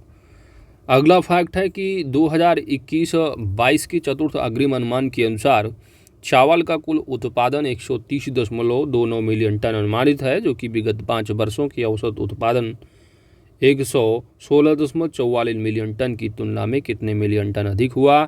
तो 13.85 मिलियन टन। तो ज़्यादा नहीं, आप कुल खाद्यान्न उत्पादन के याद रखो दोस्त, कितना रहा है? 315.72, जो कि पिछले के मुकाबले 4.98 मिलियन टन अधिक रहा है। ठीक है, बाकी यहाँ पर भी देख लो, कुल चावल का हो गया। इसके बाद गेहूँ उत्पादन 21-22 का चतुर्थ अग्रिम अनुमान के अनुसार कुल गेहूं उत्पादन का देखोगे तो कितना मिलियन टन है? 106.84 मिलियन टन है। कुल दलहन उत्पादन का यदि देखोगे तो 27.6 मिलियन टन। वहीं पर देश में गन्ने का उत्पादन 21-22 के चतुर्थ अग्रिम अनुमान के अनुसार 431.81 मिलियन टन। देश में, अगला तथ्य है आपका, देश में 11वीं कृषि संगणना, देश में 11वीं कृषि संगणना का जो शुभारंभ है वो कब हुआ है? तो 28 जुलाई 2022 को शुभारंभ किया गया है और यह शुभारंभ केंद्रीय कृषि एवं किसान कल्याण मंत्रालय के द्वारा किया गया है। पहली बार कृषि संगणना के लिए डाटा संग्रह हेतु किसका उपयोग होगा? तो पहली बार स्मार्टफोन और टैबलेट का उपयोग किया जाएगा कृषि संगणना के डाटा को इकट्ठा करने के लिए। कृषि संगणना कितने वर्षों के अंतराल पर की जाती है? तो 5 वर्षों के अंतराल पर होती है कृषि संगणना। किस मंत्रालय के अधीन? कृषि मंत्रालय, कृषि एवं किसान कल्याण मंत्रालय। शुभारंभ कब? 28 जुलाई 2022 को किया गया है। मत्स्य पालन, पशुपालन एवं डेयरी मंत्रालय भारत सरकार द्वारा हाल ही में पूरे भारत में खाद्य प्रबंधन को बढ़ावा देने हेतु किस कंपनी का शुभारंभ किया गया है? तो एनडीडीबी मृदा लिमिटेड का। एनडीडीबी मृदा लिमिटेड किसकी पूर्ण स्वामित्व वाली सहायक कंपनी है? तो राष्ट्रीय डेयरी विकास बोर्ड की। 1 जुलाई 2022 को एनडीडीबी मृदा कंपनी की स्थापना किस अधिनियम के तहत की गई है? तो कंपनीज एक्ट 2013 के तहत। अगला प्रश्न है कि किस चटनी है ना, किस चटनी को जीआई टैग मिला है जुलाई 2022 में? तो नाम है काई चटनी को जीआई टैग दिया गया है। यह चटनी किससे बनी है? रेड बीवर एंट से बनी है। ठीक है, तो रेड बीवर एंट है, याद रखिएगा। यह चटनी किस राज्य से संबंधित होगी? उड़ीसा राज्य से। किस स्थान से संबंधित सफ़ेद प्याज को भौगोलिक संकेत प्राप्त हुआ है? तो चटनी को जो जीआई टैग दिया गया है उड़ीसा। नाम क्या आपने देख? काई। इसके बाद सफ़ेद प्याज, तो सफ़ेद प्याज को जीआई टैग दिया गया है और यह प्याज जो होगी अलीबाग महाराष्ट्र की है। अगला प्रश्न है बागवानी फसलों की द्वितीय अग्रिम अनुमान 2021-22 के अनुसार देश में बागवानी फसलों का कुल उत्पादन कितने मिलियन टन अनुमानित है? 341.63 मिलियन टन बागवानी फसलों का कुल उत्पादन। देश में फलों का कुल उत्पादन कितने मिलियन टन अनुमानित है? 107.10 मिलियन टन है। सब्जियों का कुल उत्पादन कितना मिलियन टन अनुमानित है? 204.61 मिलियन टन। अगला प्रश्न है प्रधानमंत्री नरेंद्र मोदी ने आभासी माध्यम से प्राकृतिक खेती सम्मेलन नेचुरल फार्मिंग कॉन्क्लेव को संबोधित किया है। इसका आयोजन कहां पर किया गया? तो सूरत गुजरात में किया गया था। तो प्राकृतिक खेती सम्मेलन कहां पर हुआ है? सूरत गुजरात में। तो वर्चुअल माध्यम से मोदी जी ने क्या है? संबोधित किया था। सरकार के लिए अफीम प्रसंस्करण व्यवसाय में प्रवेश करने वाली पहली जो निजी कंपनी है कौन सी है? तो BHL, Bajaj health care limited है। अगला प्रश्न है कि प्रथम भारत पशु स्वास्थ्य शिखर सम्मेलन 2022 का आयोजन कहां पर किया गया है? तो यह नई दिल्ली में। कृषि क्षेत्र पर 3 दिवसीय ग्रैंड हैकाथॉन का शुभारंभ कहां हुआ है? कृषि क्षेत्र पर 3 दिवसीय ग्रैंड हैकाथॉन मुंबई महाराष्ट्र में शुभारंभ 1 जुलाई 2022 को किया गया है। इसका शुभारंभ वाणिज्य एवं उद्योग मंत्रालय के द्वारा किया गया है और इसका उद्देश्य है ओपन ई-कॉमर्स नेटवर्क को बढ़ावा देना। 8 जून 2022 को जारी खरीफ फसलों की न्यूनतम समर्थन मूल्य के अनुसार विपणन वर्ष 2022-23 हेतु धान सामान्य एवं धान ग्रेड ए के लिए कितने रुपए? तो जो सामान्य धान है इसका जो MSP है इसका 2040 रुपये है। वहीं पर ग्रेड ए में 20 रुपये और बढ़ा देना है, 2060 रुपये की बात कर ली गई है। सर्वाधिक मूल्य वृद्धि किस फसल की संदर्भ में दर्ज की गई है? तो सर्वाधिक मूल्य वृद्धि तिल में 523 रुपये प्रति कुंटल की बात की गई है। सर्वाधिक मूल्य वृद्धि किसमें? 523 रुपये प्रति कुंटल की वृद्धि दर्शा दिया गया तिल में वृद्धि के साथ। भारत कपास परिषद के गठन की घोषणा किसने की है? तो पीयूष गोयल, जो कि केंद्रीय मंत्री भारत सरकार की। कौन सा परिषद? भारतीय कपास परिषद। और इस परिषद का अध्यक्ष किसे नियुक्त किया गया है? तो भारतीय कपास परिषद के अध्यक्ष सुरेश भाई कोटक हैं। अप्रैल 2022 में देश ने भारत को गेहूं आपूर्तिकर्ता के रूप में मान्यता प्रदान किसने की है? किस देश ने भारत को गेहूं आपूर्तिकर्ता के रूप में मान्यता अप्रैल 2022 में प्रदान की, तो वह है इजिप्ट, मिस्र। अगला प्रश्न है कि नाबार्ड ने प्राकृतिक खेती को बढ़ावा देने हेतु किस कार्यक्रम की शुरुआत की है, तो जीवा।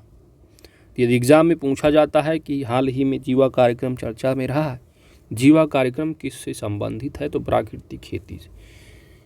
किसके द्वारा? नाबार्ड के द्वारा। जीवा नाबार्ड के किस कार्यक्रम के तहत कई परियोजनाओं का समामेलन है? वाटर शेड कार्यक्रम। 2020 के आंकड़ों के अनुसार भारत का विश्व में बाजरे के निर्यात में कौन सा स्थान है? तो ये आपके लिए करंट से इम्पॉर्टेंट हो जाता है, ठीक है। तो भारत का विश्व में बाजरा निर्यात मामले में, बाजरा निर्यात मामले में भारत का 5वां स्थान है।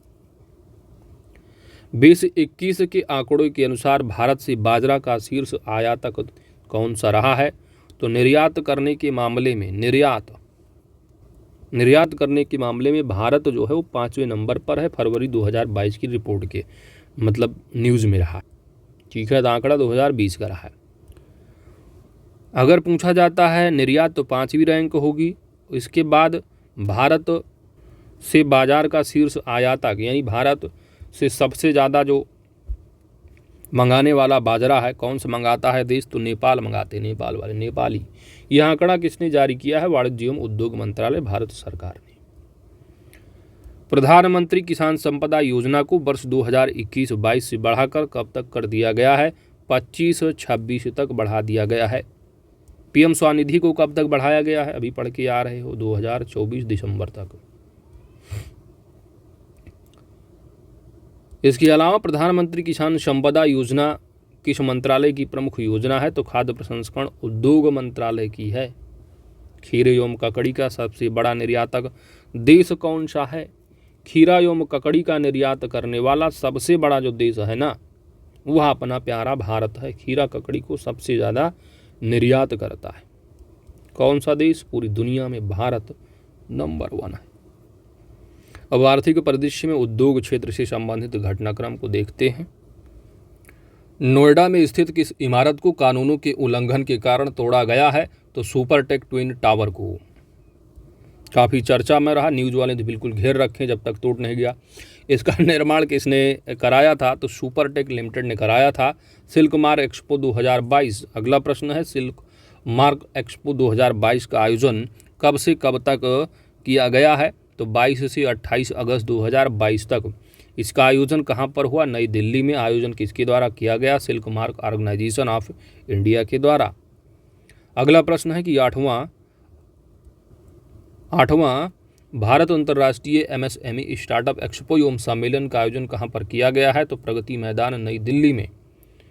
नेक्स्ट है कि CSC, माफ कीजिएगा, CAE। तो CAE की कृत्रिम बुद्धिमत्ता संचालित प्रशिक्षण प्रणाली का उपयोग करने वाली पहली एयरलाइंस कौन है? तो एयर एशिया इंडिया है। कौन सी है? कृत्रिम बुद्धिमत्ता संचालित प्रशिक्षण प्रणाली। कृत्रिम बुद्धिमत्ता संचालित प्रशिक्षण प्रणाली का उपयोग करने वाली पहली एयरलाइंस कौन है? तो एयर एशिया इंडिया। अगला प्रश्न है, वाराणसी जिला प्रशासन द्वारा जिले के कारीगरों, बुनकरों और दिव्यांग लोगों के लिए राष्ट्रीय बाजार तक पहुंच आसान बनाने हेतु किस ई कॉमर्स कंपनी के साथ समझौता किया गया है? फ्लिपकार्ट के साथ। पहली वैश्विक बिगटेक कंपनी जो हाल ही में अपने open network for digital commerce में शामिल हुई, माइक्रोसॉफ्ट। तो अति महत्वपूर्ण प्रश्न बनता है ये आपका, पहली वैश्विक बिगटेक कंपनी कौन सी है जो हाल ही में open network for digital commerce में शामिल हुई है? कौन सी है कंपनी? माइक्रोसॉफ्ट है। इंडियाज बायो इकोनॉमी रिपोर्ट 2022 किसके द्वारा जारी की गई रिपोर्ट है? तो जैव प्रौद्योगिकी उद्योग अनुसंधान सहायता परिषद, विज्ञान एवं प्रौद्योगिकी मंत्रालय, भारत सरकार द्वारा। इस रिपोर्ट के अनुसार भारत की जैव अर्थव्यवस्था वर्ष 2025 एवं वर्ष 2030 तक कितने डॉलर हो जाएगी? तो भारत की जैव अर्थव्यवस्था 2025 तक 150 बिलियन अमेरिकी डॉलर और वर्ष 2030 तक 300 बिलियन अमेरिकी डॉलर। अगला प्रश्न है आपका fuelling India 2022 event. Fuelling India 2022 event का आयोजन कहां पर किया गया है? मुंबई में किया गया है। इवेंट में किन 2 प्लेटफार्म को लॉन्च किया गया है? तो 2 प्लेटफार्म हैं, कौन कौन से हैं? पहला है रिपोज पे, अ मोबाइल इलेक्ट्रिक चार्जिंग प्लेटफार्म, और दूसरा है फिजिटल, अ फिनटेक प्लेटफार्म। अगला प्रश्न है BLTD। BLTD से लैस सभी पंजीकृत वाणिज्यिक वाहनों को ERSS से जोड़ने वाला देश का पहला राज्य कौन बन गया है? हिमाचल प्रदेश है। ERSS का पूर्ण रूप क्या है? Emergency response support system. तो इमरजेंसी रिस्पांस सपोर्ट सिस्टम से जोड़ने वाला जो सभी BLTD से लैस सभी पंजीकृत वाणिज्यिक वाहन हैं, इनको इमरजेंसी रिस्पांस सपोर्ट सिस्टम से जोड़ने वाला देश का पहला राज्य कौन सा है? Himachal Pradesh. Startup school India पहल की घोषणा किसने की है? गूगल ने की है। गूगल ने यह घोषणा छोटे शहरों के उद्यमी के लिए किया है। विदेशी व्यापार महानिदेशालय द्वारा लागू कागज आयात निगरानी प्रणाली कब से प्रभावी होगा? 1 अक्टूबर 2022 से। राज्यों की स्टार्टअप रैंकिंग 2021 किसके द्वारा जारी की गई है? वाणिज्य एवं उद्योग मंत्रालय द्वारा जारी की गई है। सर्वश्रेष्ठ प्रदर्शनकर्ता गुजरात रहा है। केंद्र शासित प्रदेश उत्तर पूर्वी राज्यों में पहला स्थान मेघालय का रहा है। राज्यों की श्रेणी में प्रदर्शनकर्ता इन टॉप परफॉर्मर की श्रेणी में जो है केरल ने टॉप किया है। राज्यों की स्टार्टअप रैंकिंग 2021 किसके द्वारा जारी की गई है? तो राज्यों उद्योग और आंतरिक व्यापार संवर्धन विभाग, जो कि केंद्रीय वाणिज्य एवं उद्योग मंत्रालय के तहत आता है। इस रैंकिंग का कौन सा संस्करण है? तो तीसरा संस्करण है। रैंकिंग के प्रायोजन हेतु राज्यों अथवा केंद्र शासित प्रदेशों को 5 श्रेणियों में वर्गीकृत किया गया है। सर्वश्रेष्ठ प्रदर्शन करना, यानी सर्वश्रेष्ठ प्रदर्शन वाले श्रेणी हैं, शीर्ष प्रदर्शन करने वाले हैं, बेस्ट परफॉर्मर, टॉप परफॉर्मर, और लीडर्स और आकांक्षी जिला है ना, यानी आकांक्षी लीडर्स हैं और उभरते स्टार्टअप पारितंत्र है। 5 श्रेणियों में किया गया है। तो बेस्ट परफॉर्मर आपने क्या देखा? बेस्ट परफॉर्मर में कौन सा रहा? अभी देख रहे हो आप, गुजरात है। टॉप परफॉर्मर में कौन सा रहा है? केरल रहा है। ठीक है, तो इन्हीं को याद रखो। जबकि आपने देखा केंद्र शासित और पूर्वी राज्यों में जो रहा है वह मेघालय रहा है। अगला प्रश्न है उद्यमी भारत कार्यक्रम क्या है? उद्यमी भारत कार्यक्रम कहाँ आयोजित हुआ है? तो विज्ञान भवन नई दिल्ली में। नेक्स्ट है औद्योगिक डिकार्बोनाइजेशन समिट 2022 का उद्घाटन किसने किया है? तो केंद्रीय मंत्री नितिन गडकरी ने। इस समिट का उद्घाटन किस स्थान पर किया गया? नई दिल्ली में। नेक्स्ट है बायोटेक स्टार्टअप एक्सपो 2022 का आयोजन कब हुआ है? तो 9 से 10 जून 2022 हुआ है। इस आयोजन को प्रगति मैदान नई दिल्ली में किया गया। उद्घाटन मोदी ने किया। थीम है बायोटेक स्टार्टअप इनोवेशंस टुवर्ड आत्मनिर्भर भारत। राष्ट्रीय MSME पुरस्कार 2022 में प्रथम पुरस्कार किस राज्य ने जीता है? तो राष्ट्रीय MSME पुरस्कार 2022 में प्रथम पुरस्कार उड़ीसा, दूसरे स्थान पर बिहार है और तीसरे स्थान पर हरियाणा रहा है। तो राष्ट्रीय MSME पुरस्कार जीतने वाला जो प्रथम पुरस्कार जीता है कौन दोस्त? उड़ीसा, दूसरा बिहार ने, तीसरा हरियाणा ने लिया। अगला प्रश्न है world gold council. World gold council द्वारा जारी रिपोर्ट के अनुसार वर्ष 2021 में सोने के पुनर्चक्रण, तो गोल्ड के रिसाइकिल में भारत किस स्थान पर है? चौथे स्थान पर है। वर्ष 2021 में भारत ने कितनी मात्रा में सोने का पुनर्चक्रण किया है? तो 75 टन का रिसाइकल किया है। सोने के रिसाइकल में शीर्ष 3 देश कौन से हैं? तो चाइना वाले नंबर 1 पर हैं, दूसरे पर इटली है, तीसरे पर अमेरिका है, चौथे पर अपना प्यारा भारत है। अगला प्रश्न है यम रूबे। यम रूबे किसका इलेक्ट्रॉनिक ट्रेडिंग प्लेटफॉर्म है? तो रबर बोर्ड का है। हाल ही में भारत की किस कंपनी ने 300 मिलियन यूरो के ग्रीन बॉन्ड को जारी किया है? 300 मिलियन यूरो के ग्रीन बॉन्ड, तो पावर फाइनेंस कॉरपोरेशन लिमिटेड ने 300 मिलियन यूरो के ग्रीन बॉन्ड को किस एक्सचेंज पर सूचीबद्ध किया गया है? तो इसको जो सूचीबद्ध किया गया है वो लग्जमबर्ग स्टॉक एक्सचेंज पर दोस्त। अगला प्रश्न है आपका, यूपी स्पेशल से बन जाता है। यूपी निवेशक शिखर सम्मेलन का आयोजन किस शहर में किया गया है? तो यह लखनऊ में किया गया है। भारत की गिग और प्लेटफॉर्म अर्थव्यवस्था पर अपनी तरह की पहली report India's booming gig and platform economy किसने जारी किया है? तो नीति आयोग ने जारी किया है। नेक्स्ट है, 100 अरब अमेरिकी डॉलर की वार्षिक राजस्व को पार करने वाली, अति महत्वपूर्ण फैक्ट है, 100 अरब अमेरिकी डॉलर की वार्षिक राजस्व को पार करने वाली पहली भारतीय कंपनी कौन बनी है मई 2022 में? तो रिलायंस इंडस्ट्रीज है। अगला प्रश्न है, भारत किस देश को पछाड़कर चौथा सबसे बड़ा वाहन बाजार बन गया है? इकोनॉमी में यूके को पछाड़कर 5वें पे आया, 6ठे पे ढकेल दिया। और यहाँ पर वाहन बाजार की बात करोगे व्हीकल मार्केट में, तो चौथा स्थान प्राप्त किया है और जर्मनी को पीछे छोड़ दिया, 5वें पे ढकेल दिया। शीर्ष स्थान पर कौन सा है? तो चाइना वाले अभी भी नंबर 1 पर हैं, दूसरे पर अमेरिका है, तीसरे पर जापान है, चौथे पर प्यारा भारत है, 5वें पर जर्मनी है। कि इसमें व्हीकल मार्केट में, तो व्हीकल मार्केट में इंडिया का स्थान कौन सा है दोस्त? चौथा, ठीक है, चौथा। व्हीकल लोग सपना होता 4 चक्का से चलें हर वक्त, है ना, तो चौथा 4 चक्का, इस तरह थोड़ा दिमाग में रखना। आगे देखो, कौन सी क्षेत्रीय एयरलाइंस केंद्र सरकार के नियंत्रण में एक स्वतंत्र व्यावसायिक इकाई बनी है? तो अलायंस एयर है। अलायंस एयर का मुख्यालय कहाँ पर लोकेटेड? मुंबई में। टाटा समूह द्वारा जनता के लिए सुपर ऐप किस नाम से लॉन्च किया है? तो टाटा न्यू। पूर्ण रूप से प्लास्टिक वेस्ट न्यूट्रल बनने वाली पहली भारतीय कंज्यूमर गुड्स कंपनी जो बन गई है, डाबर इंडिया। डाबर ने, तो अति महत्वपूर्ण हो गया ये प्रश्न आपका, ठीक है। भारतीय कंज्यूमर गुड्स कंपनी पहली कौन सी? पूर्ण रूप से प्लास्टिक वेस्ट न्यूट्रल बनने वाली कौन सी है? डाबर इंडिया। डाबर ने किस राज्य में पर्यावरण बचाओ अभियान शुरू किया है? तो डाबर ने ये हिमाचल प्रदेश में। वर्ष 2021 में भारत का सबसे बड़ा व्यापारिक भागीदार कौन बना है? अति महत्वपूर्ण फैक्ट है, भारत का सबसे बड़ा व्यापारिक भागीदार बना है अमेरिका। वर्ष 2021 में भारत के किस देश का 5वां सबसे बड़ा व्यापारिक भागीदार बना है?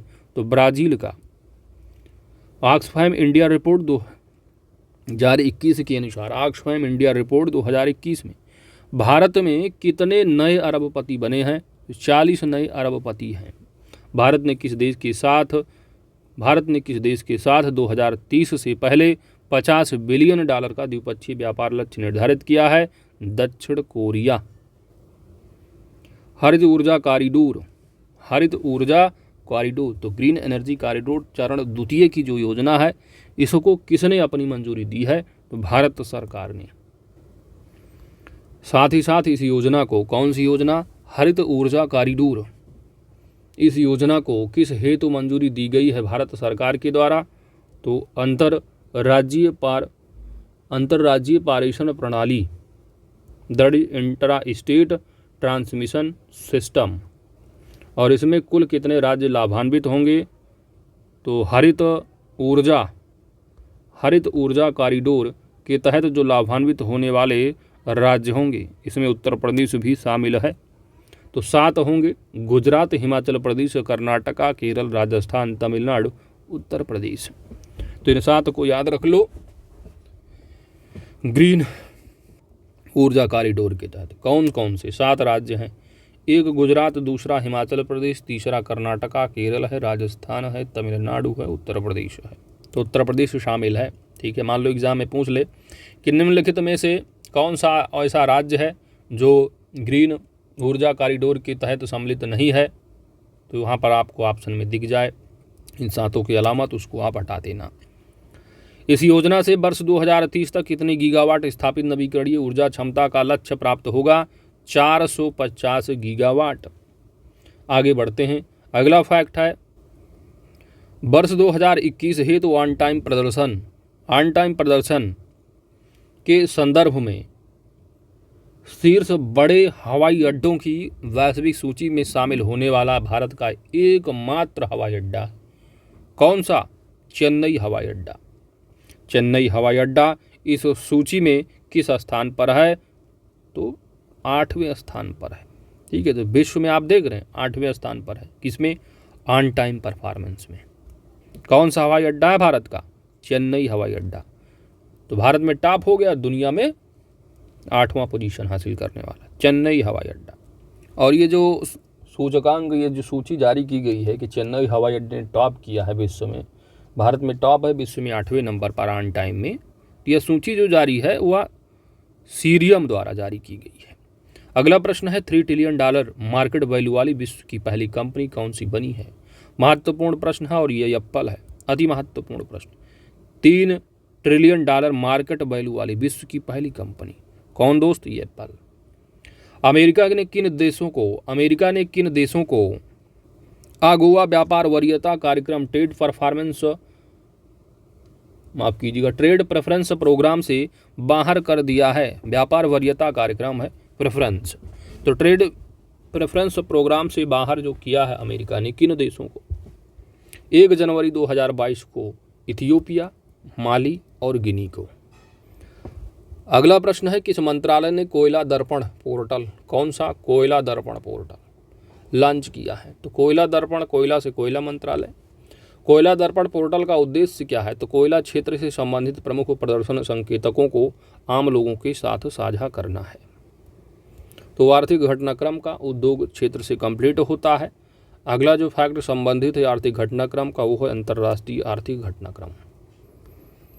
अगला है कि भारत प्रशांत आर्थिक रूपरेखा की पहली व्यक्तिगत मंत्रिस्तरीय बैठक कहाँ पर आयोजित की गई है? संयुक्त राज्य अमेरिका में। IPEF को कहाँ पर लॉन्च किया गया था? टोक्यो में।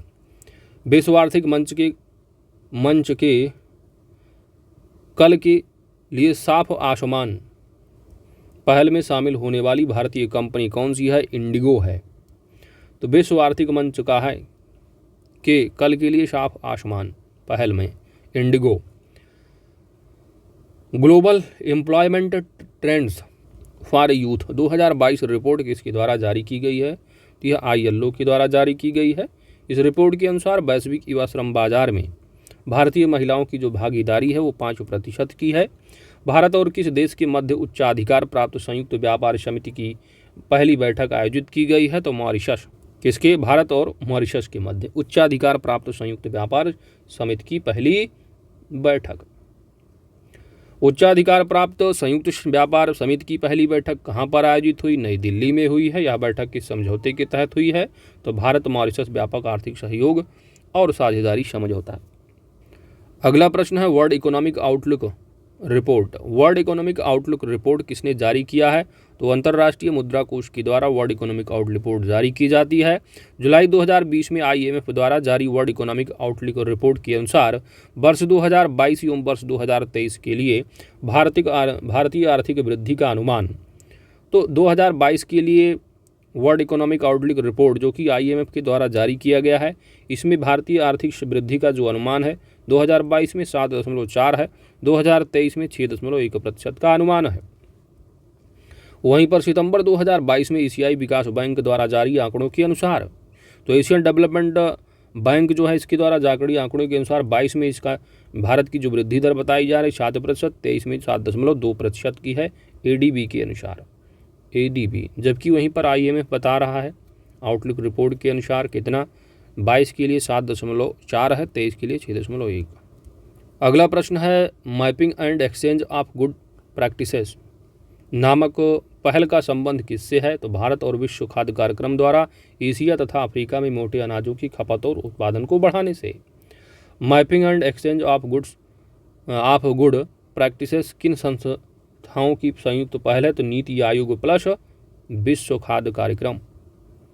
अगला प्रश्न है, विश्व का सर्वश्रेष्ठ MSME, माफ कीजिएगा, विश्व का सर्वश्रेष्ठ SME बैंक, ठीक है, तो SME बैंक है ना, स्मॉल मीडियम एंटरप्राइजेस बैंक की यहाँ पर बात की गई है। तो विश्व का सर्वश्रेष्ठ जो स्मॉल मीडियम एंटरप्राइजेस बैंक 2022 है, नॉमिनेट होने वाला कौन सा बैंक है? तो DBS बैंक को। वहीं पर वर्ष 2018 में भी इसको नॉमिनेट किया जा चुका है सर्वश्रेष्ठ में। DBS को सर्वश्रेष्ठ बैंक किसके द्वारा नामित किया गया है? यूरो मनी के द्वारा 15 जुलाई 2022 को।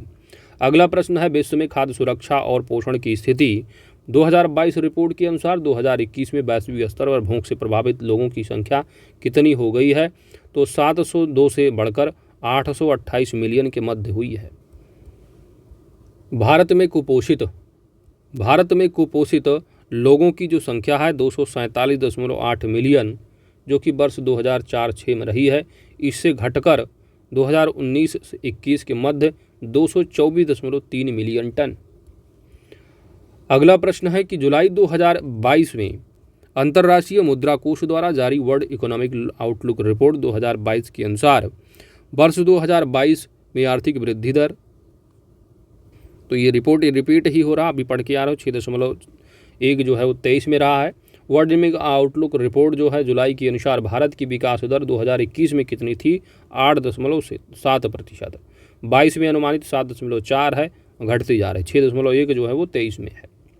वहीं पर जुलाई 2022 में जारी जो रिपोर्ट रही है, इसके अनुसार 2022 में कितना? 3.2% वैश्विक विकास दर की बात की गई है, और 2023 में वैश्विक विकास दर 2.9%। 2022 में भारत की कितनी बताई जा रही है? आउटलुक रिपोर्ट के अनुसार 7.4 रहा है, ये तो वैश्विक हो गया।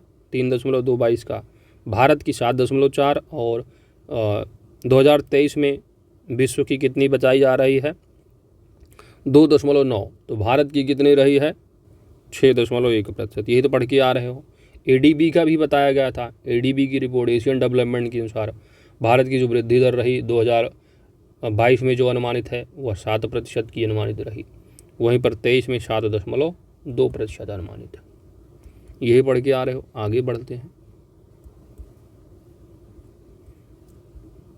अगला प्रश्न है दोस्त कि जून 2022 में यूरोप के सबसे बड़े स्टार्टअप और टेक इवेंट विवाटेक 2022 का आयोजन कहां पर किया गया है? पेरिस, फ्रांस में। विवाटेक 2022 इवेंट में कंट्री ऑफ द ईयर अपने प्यारे भारत को चुना गया है, इसलिए इंपॉर्टेंट हो जाता है।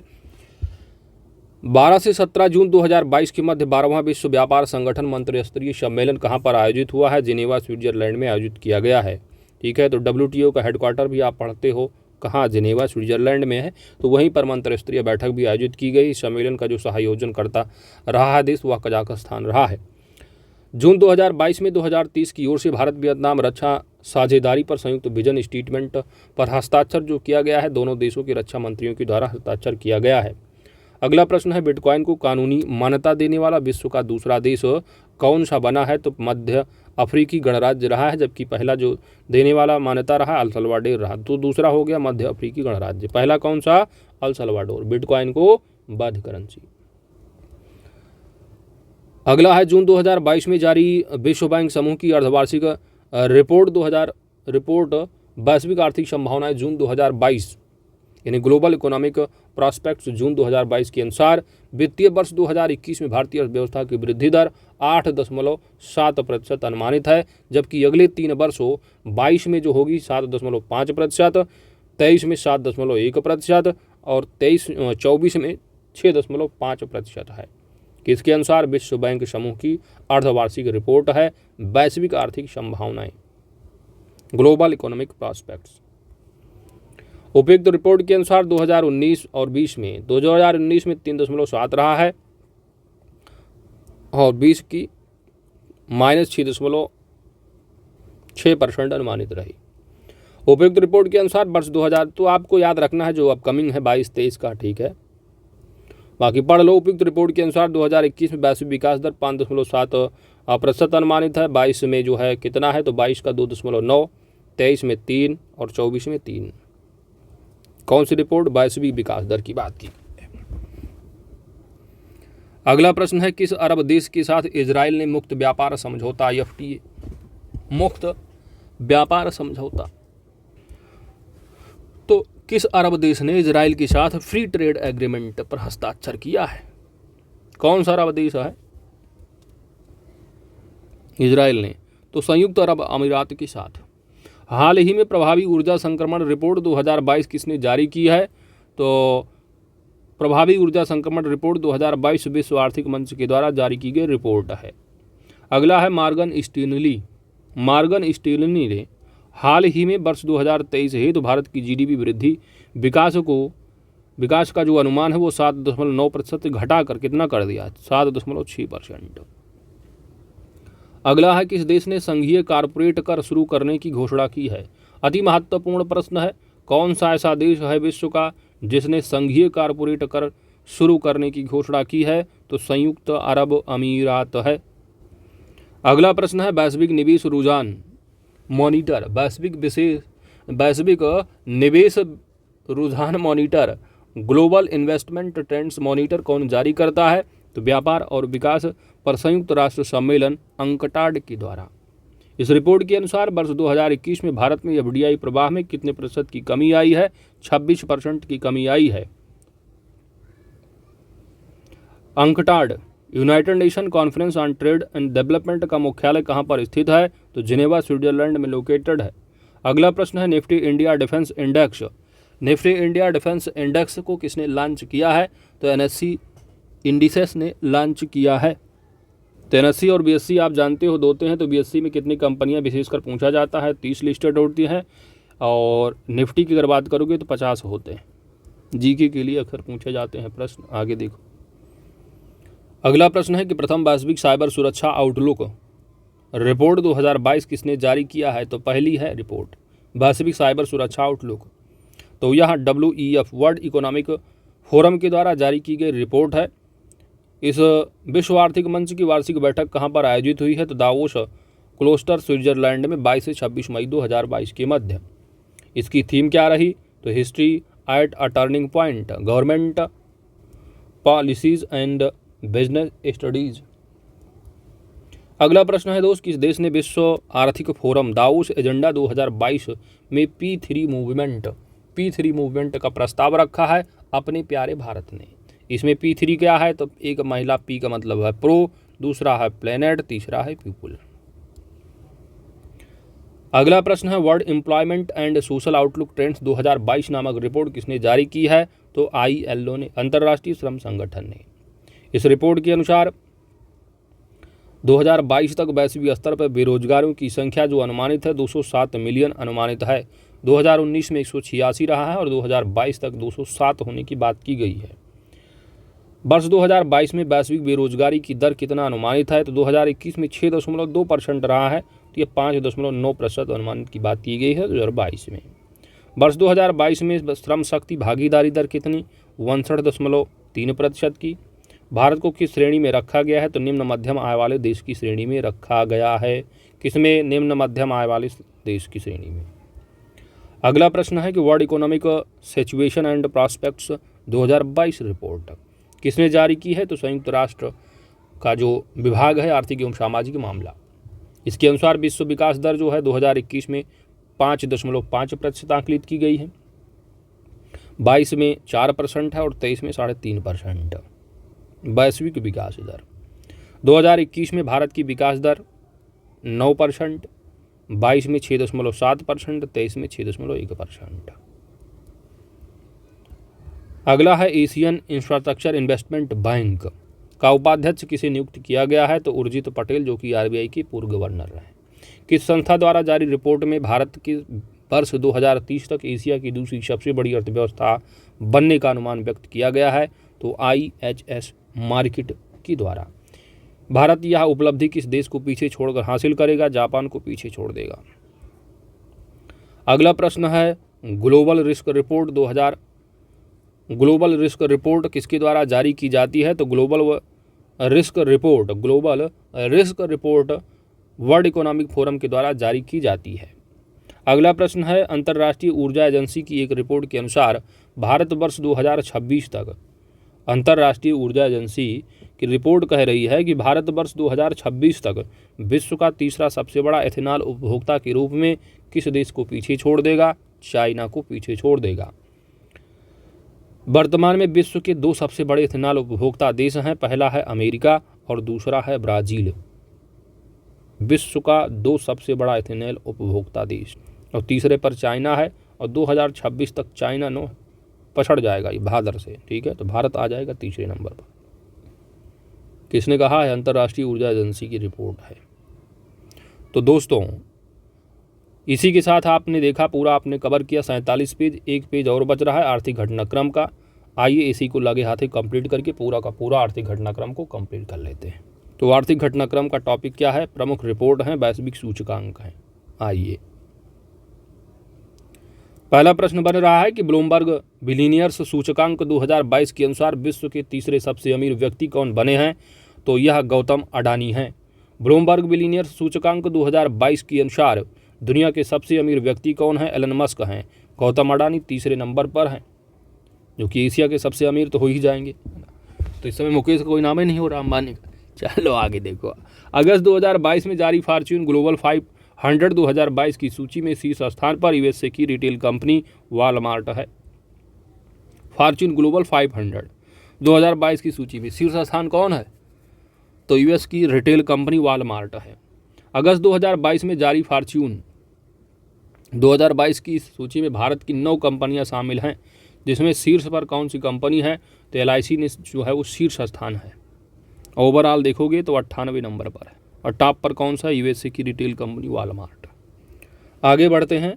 अगला प्रश्न है एक्सपर्ट इनसाइडर रैंकिंग 2022 की कुल 52 देशों की सूची में समग्र रूप से शीर्ष पर कौन है? मैक्सिको है। एक्सपर्ट इनसाइडर रैंकिंग 2022 में समग्र रूप से भारत की रैंकिंग कौन सी है? 36वीं रैंक है। 2022 में समग्र रूप से अंतिम स्थान पर कौन सा है? कुवैत है। नंबर 1 पर कौन सा? मैक्सिको है। भारत की रैंक 36 है, नीचे से कुवैत है। अगला है 9 जून 2022 को अंकटाड द्वारा जारी विश्व निवेश रिपोर्ट। तो विश्व निवेश रिपोर्ट कौन जारी करता है? तो अंकटाड जारी करता है। इसके अनुसार भारत में प्रत्यक्ष विदेशी निवेश प्रत्यक्ष भारत यानी एफडीआई, भारत में जो एफडीआई है प्रत्यक्ष विदेशी निवेश अंतर्प्रवाह वर्ष 2020 के 64 बिलियन अमेरिकी डॉलर की तुलना में लगभग 42.2% की कमी के साथ वर्ष 2021 में कितना हो गया है? 45 बिलियन अमेरिकी डॉलर। तो आप देख रहे हो 2020 में 64 रहा है, फिर 64 से 45 हो गया 2021 में। विश्व निवेश रिपोर्ट 2022 के अनुसार वर्ष 2021 में प्रत्यक्ष निवेश अंतर्प्रवाह के संदर्भ में शीर्ष 3 देश यूएसए, चाइना, हांगकांग। विश्व निवेश रिपोर्ट 2022 के अनुसार वर्ष 2021 में प्रत्यक्ष विदेशी निवेश अंतर्प्रवाह के संदर्भ में भारत का स्थान कौन सा है? 7वें स्थान पर है। तो सबसे ज़्यादा अंतरप्रवाह, सबसे ज़्यादा एफडीआई वाला यूएसए है, चाइना दूसरे पर लगा है, तीसरे पर हांगकांग है। भारत का स्थान 7वें नंबर पर है। विश्व निवेश रिपोर्ट 2022 के अनुसार वैश्विक प्रत्यक्ष विदेशी निवेश प्रवाह कोविड-19 महामारी के पहले वर्ष के स्तर से 1 ट्रिलियन अमेरिकी डॉलर से कम की तुलना में 64% की अधिकता के साथ वर्ष 2021 में कितना हो गया है? तो टोटल अगर बात करोगे वैश्विक में तो 1.58 ट्रिलियन अमेरिकी डॉलर। ये वैश्विक की बात की गई है एफडीआई। भारत 7वें पर है, जबकि यूएसए पहला, चीन दूसरे पर रहा, हांगकांग तीसरे पर रहा। अगला है आपका प्रश्न जून अंत 2022 तक। ठीक है, तो जून 2022 की अंत तक में जारी आंकड़ों के अनुसार मार्च अंत 2022 में भारत का विदेशी ऋण 620.7 बिलियन अमेरिकी डॉलर रहा है, जो कि मार्च के अंत तक 2021 की तुलना में 47.1 बिलियन अमेरिकी डॉलर अधिक रहा। तो कर्ज बढ़ने की बात की गई यहाँ पर। जीडीपी और बाह्य ऋण का अनुपात जो मार्च के अंत 2022 में घटकर 19.9% हो गया, जबकि मार्च 2000 के अंत में यह 21.2% रहा है। बाहरी ऋण, विदेशी ऋण के आंकड़ों के अनुसार मार्च 2022 के अंत तक के अनुसार भारत के बाह्य ऋण में सर्वाधिक जो ऋण है वो अमेरिकी डॉलर में रहा, 53.2% में लिए गए हैं। उसके बाद जो है भारतीय रुपया करेंसी में रहा है ऋण 51.2%, एसडीआर में भी 6.6%, एन में 5. तो सर्वाधिक कर्जा अगर पूछा जाता है भारत का बाह्य ऋण में तो अमेरिकी डॉलर में है 53.2% का रेशियो। अगला प्रश्न पढ़ते हैं। फोर्ब्स ग्लोबल 2000 सूची में भारतीय कंपनियों में किस कंपनी को शीर्ष स्थान प्राप्त हुआ है? तो रिलायंस इंडस्ट्रीज लिमिटेड को प्राप्त हुआ है। भारत की ये शीर्ष कंपनी है 2000 सूची फोर्ब्स ग्लोबल में। और ओवरऑल रैंकिंग देखो विश्व में तो 54वें नंबर पर आती है। फोर्ब्स ग्लोबल 2000 सूची में 2022 में प्रथम स्थान कंपनी कौन है? तो वर्कशायर हैथवे है, जो कि अमेरिकन कंपनी है। अगली रिपोर्ट है फोर्ब्स द्वारा जारी सर्वाधिक कमाई करने वाले एथलीट की बात की गई है। सर्वाधिक कमाने वाले एथलीट नंबर 1, तो हाईएस्ट पेड एथलीट 2022 की सूची में लियोनल मेस्सी हैं और इनका जो बताया जा रहा है वेल्थ $130 मिलियन। अगला है माइक्रो ब्लॉगिंग साइट ट्विटर का अधिग्रहण करने की घोषणा किस अरबपति ने की? तो एलन मस्क ने 25 अप्रैल 2022 को घोषणा की थी। अगला प्रश्न है Hurun global health care rich list 2022 में शीर्ष स्थान किसने प्राप्त किया? तो साइरस पूनावाला ने। Hurun global health care rich list में 2022 में शीर्ष स्थान प्राप्त करने वाले कौन हैं? साइरस पूनावाला हैं। साइरस पूनावाला के संस्थान के अध्यक्ष तो सीरम इंस्टीट्यूट ऑफ इंडिया के अध्यक्ष हैं। अगला प्रश्न है अप्रैल 2022 में जारी फोर्ब्स अरबपतियों की सूची 2022 के अनुसार $219 बिलियन के साथ कितना? $219 बिलियन के साथ विश्व के सर्वाधिक धनी व्यक्ति कौन है? तो टेस्ला एवं स्पेस के कौन? Elon Musk. ये फोर्ब्स अरबपतियों की सूची में जो है एलन मस्क नंबर 1। फोर्ब्स अरबपतियों की सूची 2022 के अनुसार $90.7 बिलियन के साथ सर्वाधिक अमीर जो भारतीय हैं वो रिलायंस इंडस्ट्रीज की मुकेश अंबानी हैं, जो कि ओवरऑल 10वें नंबर पर रहे हैं। ये फोर्ब्स की रिपोर्ट है। जबकि बिलियनियर वाली ब्लूमबर्ग रिपोर्ट रही है उसके अनुसार गौतम अडानी जो है नंबर 1 पर गए हैं और दुनिया में तीसरे नंबर पहुंचे हैं। उसी के अनुसार भी एलन मस्क नंबर 1 बने हुए हैं। जनवरी 2022 में जारी report global investment trade monitor के अनुसार वर्ष 2021 में वैश्विक प्रत्यक्ष निवेश FDI 77% मजबूत वृद्धि के साथ कितने ट्रिलियन डॉलर अनुमानित है? तो $1.65 trillion. Global investment trends monitor के अनुसार वर्ष 2020 में वैश्विक प्रत्यक्ष विदेशी जो निवेश था वह कितना? $929 billion. Global investment trend monitor के अनुसार वर्ष 2021 में विश्व का सबसे बड़ा FDI प्राप्तकर्ता जो रहा वो चाइना रहा है, $179 बिलियन। ठीक है, सब तक दुनिया कोरोना फैला के अपने लूट लिया इन्हें। ठीक है, कितना? $179 बिलियन। आगे बढ़ते हैं दोस्तों। जनवरी 2022 में जारी सर्वाधिक मूल्यवान एवं मजबूत वैश्विक ब्रांडों की वार्षिक रिपोर्ट ब्रांड फाइनेंस ग्लोबल 500 2022 के अनुसार विश्व का सबसे मूल्यवान ब्रांड कौन सा है? तो सबसे मूल्यवान ब्रांड है एप्पल। वैल्यू आप देख रहे हो कितना? $355.1 बिलियन ब्रांड वैल्यू। अगला प्रश्न है, प्रश्न क्या इसी का आपका जो है शीर्षक इसी से जुड़ा हुआ है कि ब्रांड फाइनेंस ग्लोबल 500 2022 के अनुसार विश्व का सबसे मजबूत ब्रांड वीचैट है। तो सबसे मजबूत स्ट्रांगेस्ट, और वहीं पर अगर मूल्यवान पूछा जाता है तो एप्पल होगा, मजबूत पूछा जाता है तो वीचैट। तो प्रश्न वगैरह ध्यान से पढ़िएगा, आ गया तो आप ध्यान से पढ़िना। ब्रांड फाइनेंस ग्लोबल सबसे तेज वृद्धि करने वाला ब्रांड तो टिकटॉक है ना। वैसे टिकटॉक इंडिया में क्या है? बैन ही है। चलो, तो सबसे मूल्यवान ब्रांड एप्पल, सबसे मजबूत ब्रांड वीचैट, सबसे तेज़ी से वृद्धि करने वाला ब्रांड टिकटॉक, और वहीं पर दक्षिण एशिया एवं भारत का सर्वाधिक मूल्यवान ब्रांड तो टाटा है। विश्व में 78वां स्थान है और ब्रांड वैल्यू इसकी $23.9 मिलियन है। जबकि आप देख रहे हो एप्पल का वैल्यू मूल्य ब्रांड 355।